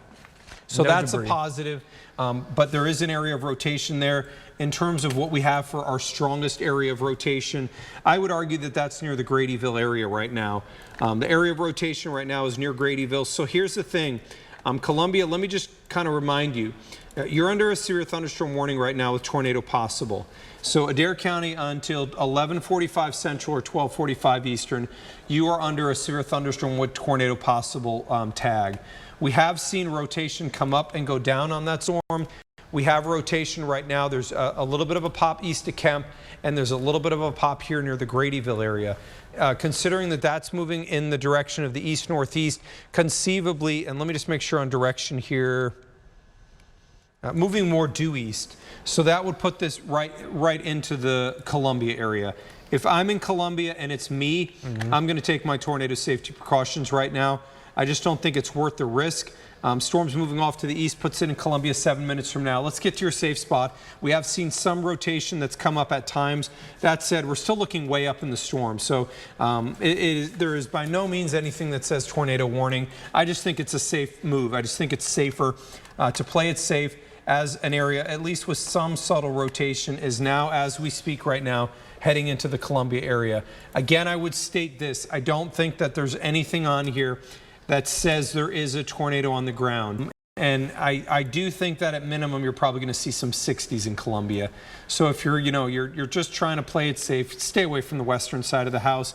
If we get straight line winds, we know that those would surge out from the west towards the east. And that means areas like Columbia on your western side of your house. If we were to get any damage, you would get that damage. One of the positives here, and Matthew, I'm going to take you over to your box, but we're now seeing, even in the southern part of Kentucky, an outflow domination on those storms, as that outflow now has surged ahead of the storms moving into Tennessee. So and you could see the effect on that. That cluster near Springfield, near Franklin, near Scottsburg, near Tompkinsville is now softer. It looks more broken. It does appear that the line's best days are behind it. And what a day. Oh, yeah. What a day when you look at everything that's happened today. 60,000 people without power in Louisville. Started severe weather cut-ins at 11 o'clock this morning. I don't even know the time that we ended those. Mike, do you remember when we ended our cut-ins this morning? So about 2. So we were on for about 3 hours this morning. And tonight, we started somewhere close to around 10. So we've had somewhere in the neighborhood of 5 hours of cut-ins and warnings tonight. I will tell you that my voice is probably going to be jacked for a couple of days. But I'll be in here tomorrow for our WDRB newscast. We've got those on Norm tomorrow, so I'll be here for all of those. The crew's going to get a little bit of a rest here on some of those days, which is good. I think that that'll help everybody kind of get back to fresh, and then we'll kind of go on from here. But, we still have about another 15 minutes of warnings here. Look at the rainfall amounts here. The one thing that jumps out at me on this one is Litchfield saw 2+ inches of rain 2 days ago. So I said this when the week started that I wouldn't be surprised to see some 6s, and that's happening, which then moves us to, do we have any flooding? And the answer is Rough River near Dundee. You can see now under a flood warning. There are a lot of flash flood warnings that extend west of Grayson County and that head all the way into the Illinois area. We've got flood advisory here for the East Fork of the White. That one's going to be in Lawrence County and extends somewhat into Jackson County. But it's been a day where we've had excessive rainfall on top of everything else that has occurred within our area. These are the current power outages, no real changes. But 2 times today, we have had Louisville approaching 40,000 people without power. And LG&E has said this is going to take a multi-day effort. So this is not going to be something that quickly gets done.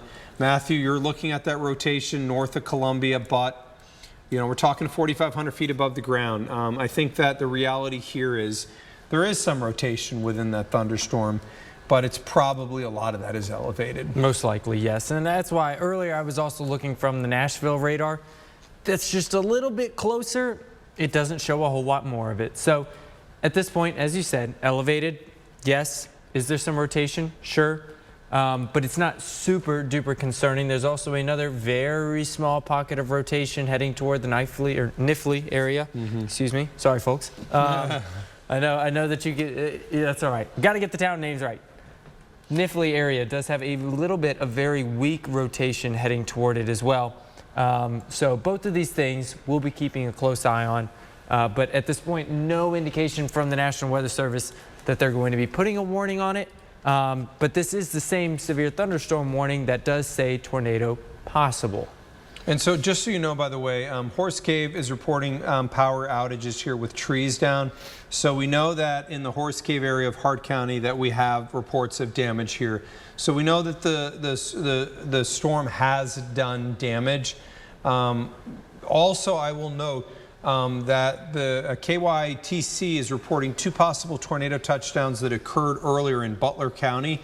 And they're reporting a lot of debris, but no mention of structural damage.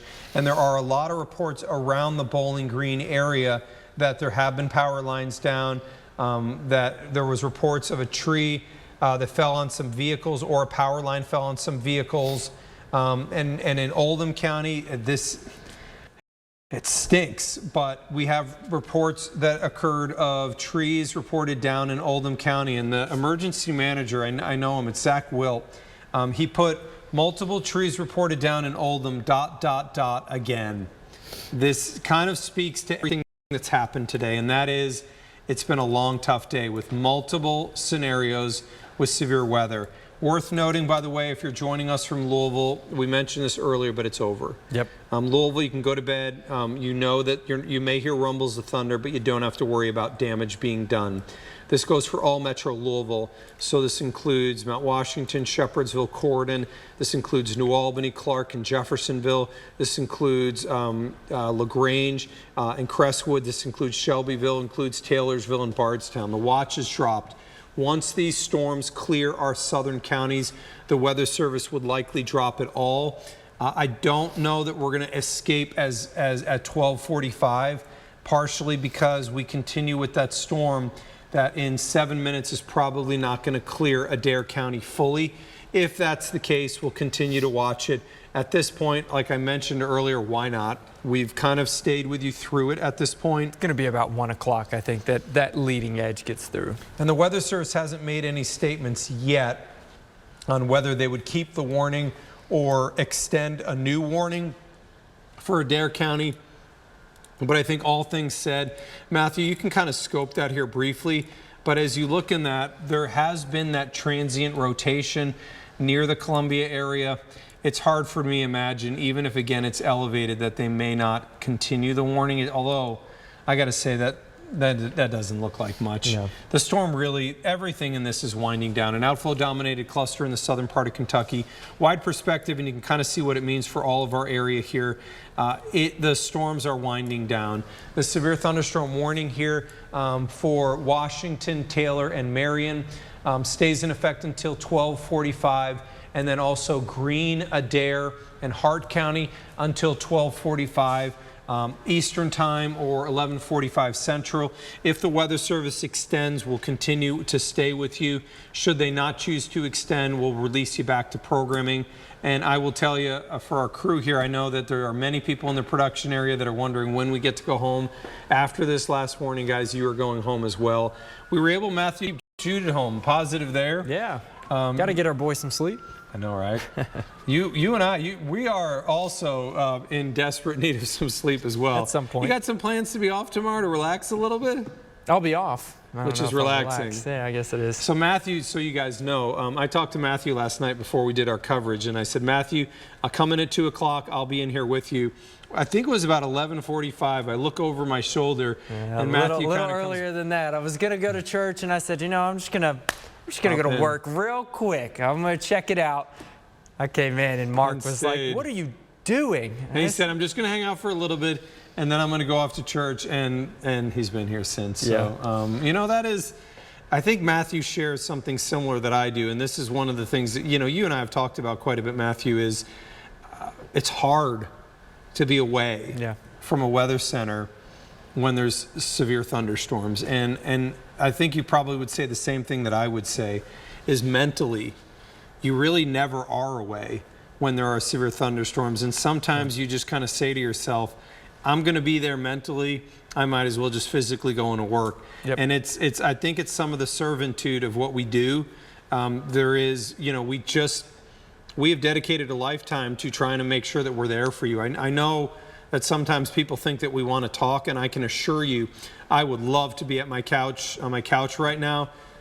For me, if I wasn't working tonight, Dune 2 just came out on Max. I really, really want to see that. You know, obviously we couldn't, and I couldn't see it tonight, but you know, it's hard. It's hard when you have decided that you're going to be there when people need you, and it's hard to be away mentally when that happens. We absolutely love weather. A reason that we got into this was because we like to see the weather. Storm chaser over here. Not so much me. I haven't had success chasing storms by any means, but I love weather. I also love people. Mark cares about people.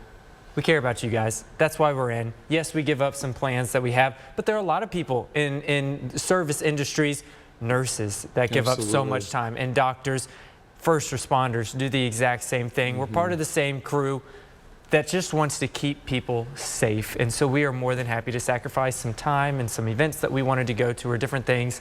Make sure that you guys are safe at home. That's why we had 3 people in today, not just 1, not just 2. We took it very seriously. 3 of us were in to cover these storms early this morning and at night as well. Bryce took a nap in between and gave the extra effort to come back in. And I will say, you know, that is, for someone that kind of, you know, manages a weather team, I got to say that, you know, what Matthew did today and what Bryce did earlier, it makes my job easy.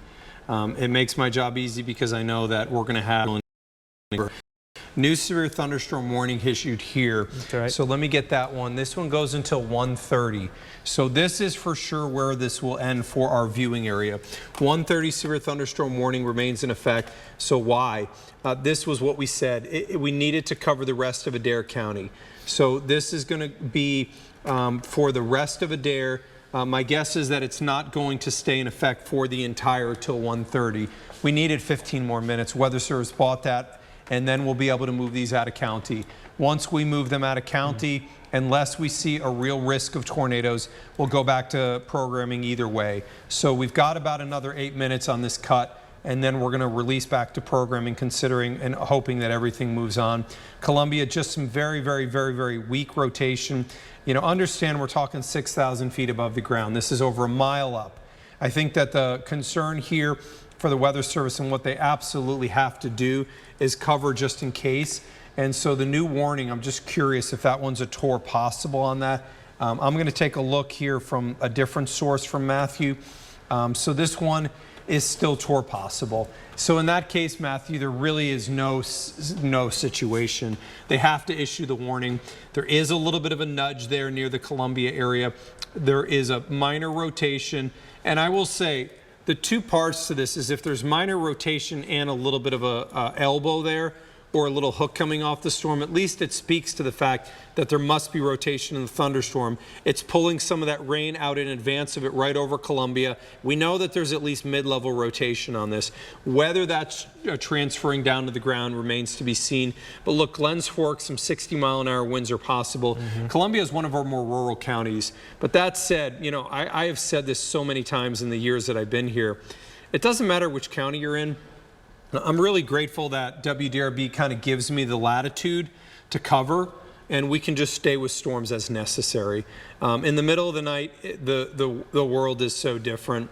I don't think that in the middle of the night somebody's necessarily watching for a specific program, but I can tell you this much, that Columbia matters to us, as does Glens Fork, and if we can be there for those that wake up in the middle of the night watching these storms, why not just do it? We're already here. Why not just make sure that we're available to?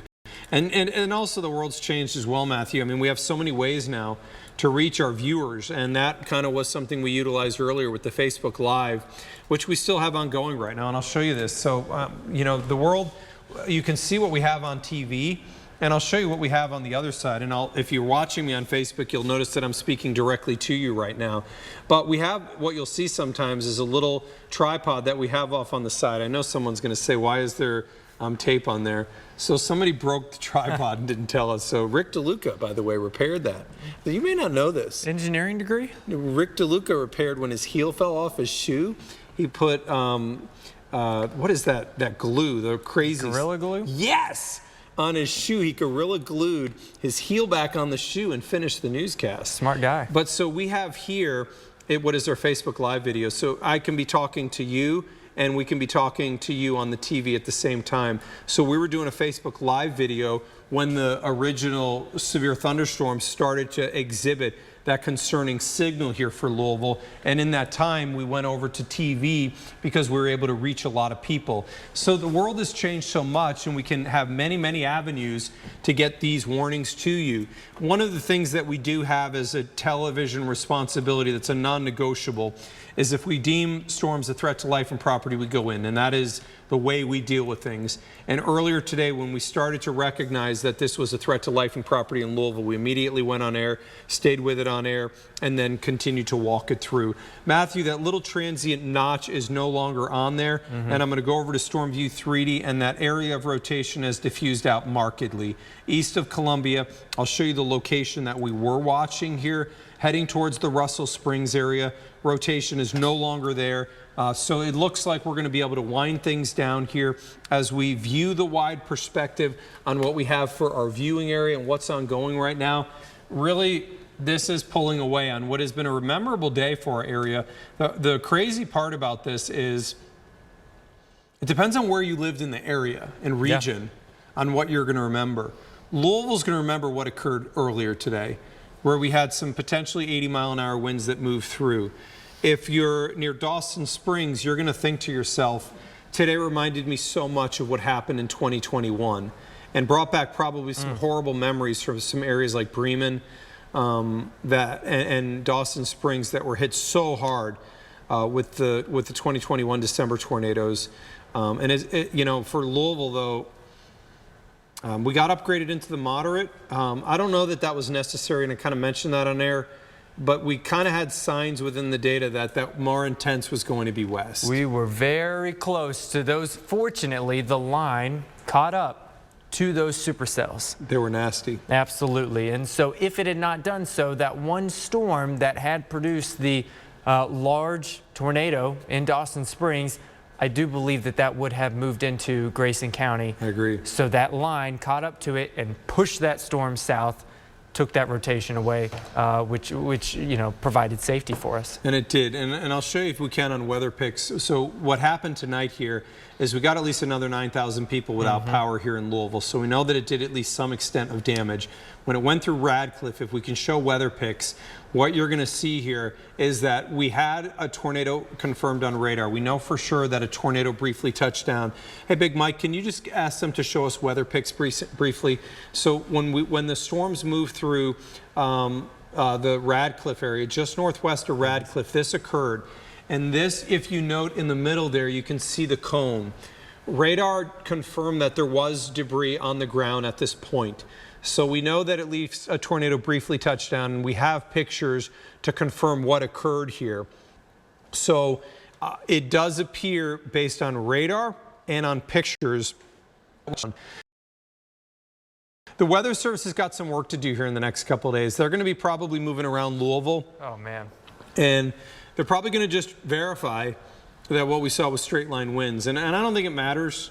You know, I think we know the winds were probably between 70 and 80. Yeah. And there's a lot of damage here in Louisville. But although they've got to figure out what happened in Radcliffe, my belief strongly is that a tornado touched down there. Yes. Hopefully, you know, what they find is that there's no damage to structures or anything. I haven't heard of any specifically. But in the end of all of this, for a science perspective, they need to figure things out. The crazy part about this, Matthew, and I don't know if you saw this, But we're now at the second most tornado warnings and local storm reports since 2011. Wow. 11's the legendary year where we had Super Outbreak 2.0, which produced all those tornadoes across Alabama. Does this year compare to 2011? You know, I said to somebody, they were kind of like, this is almost like 2011. 6 EF5 tornadoes, I think it was 5 or 6, occurred on one day. Yeah. And we you know, in 2011, the only EF5 that occurred since that point occurred in 2013, which 2 occurred that year. 2013, we had the Joplin tornado. No, that was 2011. We had the Joplin tornado. Then 2013 was the Moore tornado that hit my family's house. But, you know, we haven't had an EF5 tornado since Moore. I think what we're going to find in western Kentucky, I think that north of Dawson Springs is going to be EF3+. The rotation was obscene. Do you know the most April tornadoes that we've ever had? What year that was?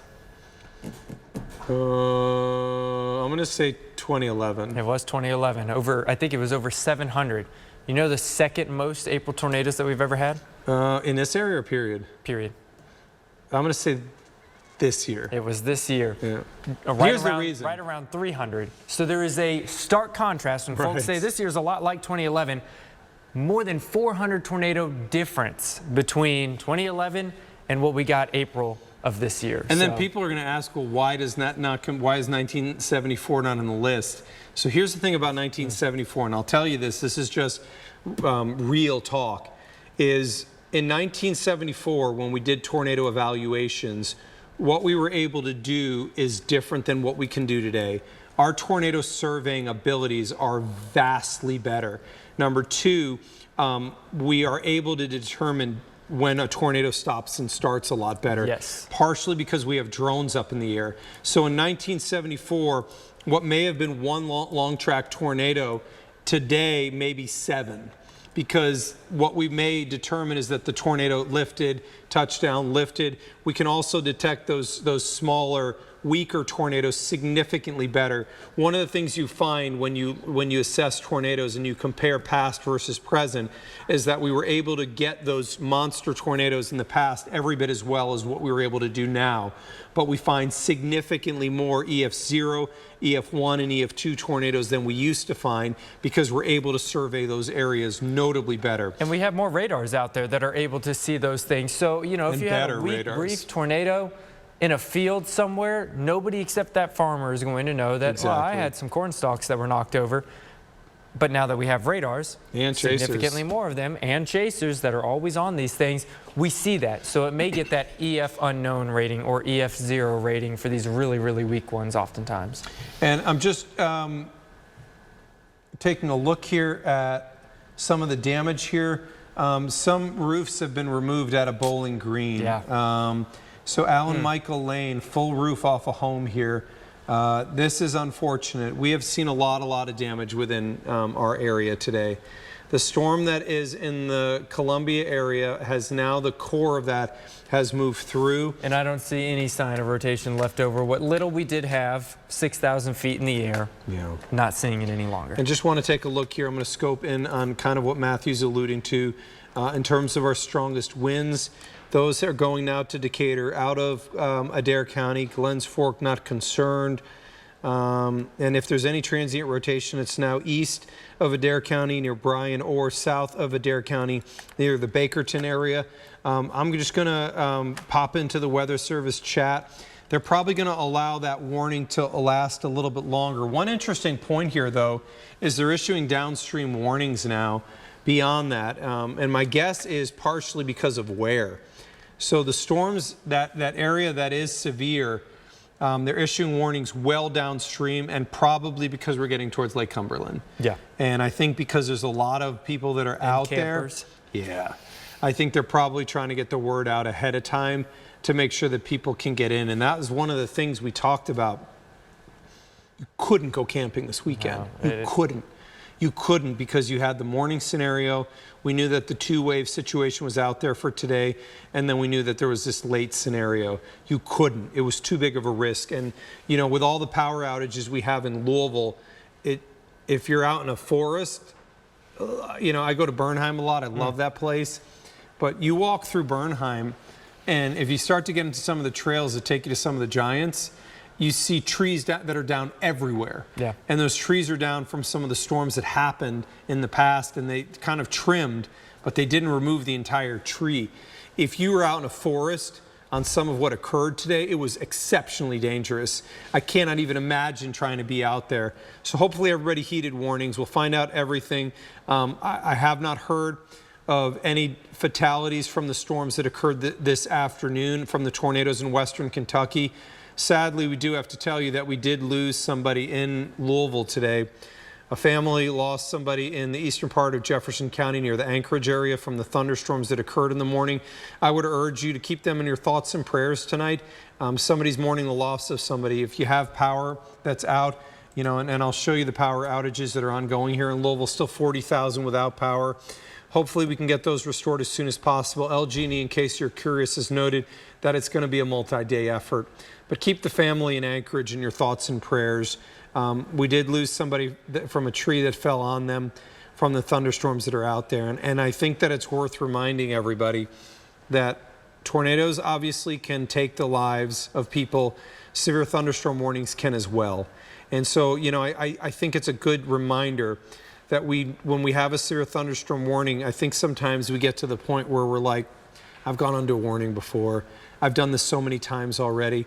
You know, I don't need to take it seriously, but today's a good reminder that you take them all seriously. Absolutely, absolutely. And that's why they also have decided to go with different grades of severe thunderstorm warnings now. And they issued that, or decided to do that a couple of years ago, I think. You've got your regular severe thunderstorm warning, you've got a considerable, and you've got a destructive. And what we had today, we did have some destructive, unfortunately, with those 80-mile-per-hour winds possible. So, yeah, it was a rough one earlier today, and you know, both of them dangerous. You really can't compare necessarily one to the other. While the winds weren't necessarily as bad with this line that moved, it was still severe storms, and we did have the tornado that touched down just north of Radcliffe. So they'll be out there as fast as possible, very likely tomorrow. National Weather Service surveying that probably first, since it is tornado damage or suspected tornado damage. And then they'll, of course, do some more damage surveys of a lot of the damage that's been caused across the area. That was very likely straight line winds. And you still hear some of the rumbles of thunder, so I suspect some even here in Louisville are jumping in. So let's, you know, just show you what we've got here. Matthew's showing Louisville. I'm going to put up our camera in downtown just because I'm hearing the rumbles out there, and I'm curious what we're going to see in terms of some of the lightning. For what it's worth, I scoped into the Columbia area again, and I'm not seeing anything that concerns me right now. The Weather Service is probably going to hold on to that for a little bit longer, and I'll tell you why. Because there still is the heavier rain area, plus there is the stronger winds that are near the Burkesville area. So they're probably going to hold the warning for Columbia a little bit longer. We'll watch that, and I just wanted to see with some of the rumbles here downtown. So what happens here sometimes post-storm is you'll get what we call anvil crawling lightning. What that means is it'll look like spider webs spreading out across the sky. And we hear some of that long rolling thunder here in Louisville. It is good to note, Louisville, it is show over for you. We are not looking at anything severe. And you can see down there in your screen on the bottom, that's 65 moving nicely. You know, on a holiday weekend, Memorial Day is going to be a great, great day. If you have any plans for Memorial Day, you're going to be able to get out there. And if you're doing any grilling out there, you'll be in good shape because the storms have indeed left the area. And tomorrow we will not be dealing with any potential severe weather. Matthew, where in your show is your 7-day? Because I knew that's what you were looking for. Yeah, because you didn't get to show your 7-day earlier. I got you. You worked hard on this. I put a lot of effort Matthew into that. Long, there it is. That one. Okay. So yeah, they're you know, some pop-up showers, maybe a storm or two. I need all to right. We're gonna let him. We're gonna let him get it on. 7-day up here first, buddy. There it is. So I'm gonna update that Matthew never got a chance to talk about his 7-day forecast earlier. Matthew, thank you. Why don't you give us your 7-day? I appreciate it. All right. Well, we started the show off when we were just getting in, and as soon as we started that 10 o'clock show, we had those that first tornado warning come up in southern Indiana. At this point, and I know that there are some icons on here that need to be taken off. We're past midnight, so it doesn't show up on the correct days at this point. Oh, but You see now, 7 days worthless. 7 days worthless. So yeah, so we have automated parts of our graphics systems. So I ruined this for you. The days are wrong. That's all right. So Memorial Day, you still have a couple of pop-ups, and then everything else is wrong after that. So Wednesday should be Tuesday, Thursday should be Wednesday. So once we get to Wednesday and beyond, we should have some significant dry time, and even Look how cool it Tuesday. is. An isolated shower Tuesday is possible. But yeah, we get 70s for highs for 4 of these days. It's going to be really nice. In fact, I think that by Friday morning, a lot of the models point to some of the outlying areas getting into the upper 40s. I don't know how frequently that happens up here. In moving into June, we're not far off from June. One thing I do want to mention here, by the way, is we've seen signals within the data here that so a lot of people are asking me, Mercy, throwing up the white flag, when does this end? There's something in science that we refer to, and this goes back to the days where I was storm chasing a ton. What we refer to is what's called a death ridge. And I know that sounds horrific, but a death ridge means that it's the death of traditional storm chasing season. So storm chasers would call when the high pressure builds in the western part of the U.S. as the death ridge. For our area, what that means is it's the end of traditional tornado season. Normally in June, we can still get straight line wind damage. But once that ridge builds in the western part of the U.S., tornado season is technically over for our area. The data shows that will occur within the next 5 to 7 days. So that means that we probably are getting to the end of our tornado season. This may have been the last hurrah for the tornado season, all things considered. It doesn't mean you rapidly warm and you can't get severe in June, because you can.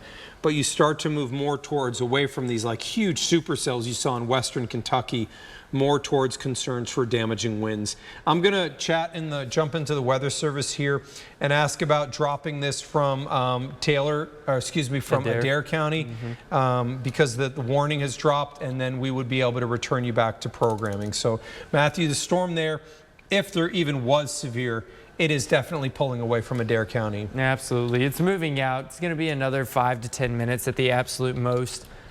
And beyond that, it's Cumberland River, Lake Cumberland. They're going to have some problems down in that direction of breezy winds. We're not necessarily talking tornadoes right now. Yes, there's still the tornado possible tag, but I think that would be south of Columbia. If there was to be a tornado, that's heading towards Monticello. Yes, absolutely. And then beyond that, it's Laurel River Lake, and that'll be the next set of campgrounds that a lot of folks have been at and will be at tomorrow as well. So it is interesting. We have a warning area that where typically go TV, and we say this is where the warnings are and that sort of thing. But right now, we know a lot of our viewers are spread out across Kentucky and throughout Indiana as well at different campgrounds that are outside of our area. But you may be tuning in, and of course, we care about you guys too. Again, there is that severe thunderstorm warning for Adair County, but another one down the line that goes all the way out to I-75, and that's Somerset included. Yep. So this is for 60-mile-per-hour winds, tornado possible. Quick spin up can't be ruled out. But I do want to commend Mark here, and I'm sure he's been commended many times before for all of his severe weather coverage before. You said that probably within 2 counties to the east of Jefferson County, right, that everything would start to fall apart. And it was within 2 counties. In fact, as it was moving out of Jefferson County, a lot of these things started to decrease in intensity. One of the things you do find over the years is that storms do follow rules. I have prided myself over the years on really getting severe weather forecasts correct. And I would not have upgraded. I was forthcoming about this in Louisville to moderate. I would tell you why. There was a sharp gradient of fuel to our west. And then number 2, what we saw is that southern line starting to generate, and normally what that will do is grenade the back, and then the northern part of the line takes some time to recover. By the time it recovered, it did generate some severe from Louisville, but there was a 45%. Did we see a 45% probability of severe in Louisville? I think and Metro. I don't think that the answer can be yes on that. That would have almost been probably more warranted for this morning. Yeah, and here's the thing though about this morning is there's no way they could have gone that high. there's no way, because what happened in Louisville is an evolution occurred right as that was passing Louisville, that it started to intensify. Thanks to the National Weather Service, by the way, as they have pulled Adair County out of the warning. So, but what happened this morning would have been super hard to put to put higher risk on, because it exploded coming through Louisville. So a couple things to note is we've had a long day with severe weather. I just want to touch on a couple things before we get out of this. We still have almost 40,000 people in Louisville without power. LG&E has noted that this is going to be a multi-day effort. So if you're watching us from Louisville, it is show over for the night. LG&E is going to take several days to get your power back on. Note that only a couple pop-ups are possible tomorrow. We'll continue to watch. The severe weather threat now is all clear for our area. The severe thunderstorm warning per the National Weather Service, they've allowed to expire here for Adair County. They're probably in moments going to release the tornado watch as well. Let me tell you, if you can hear me in our viewing area, it's all clear. So for Matthew Wine, it's 1:05. We started this at around 11 o'clock this morning.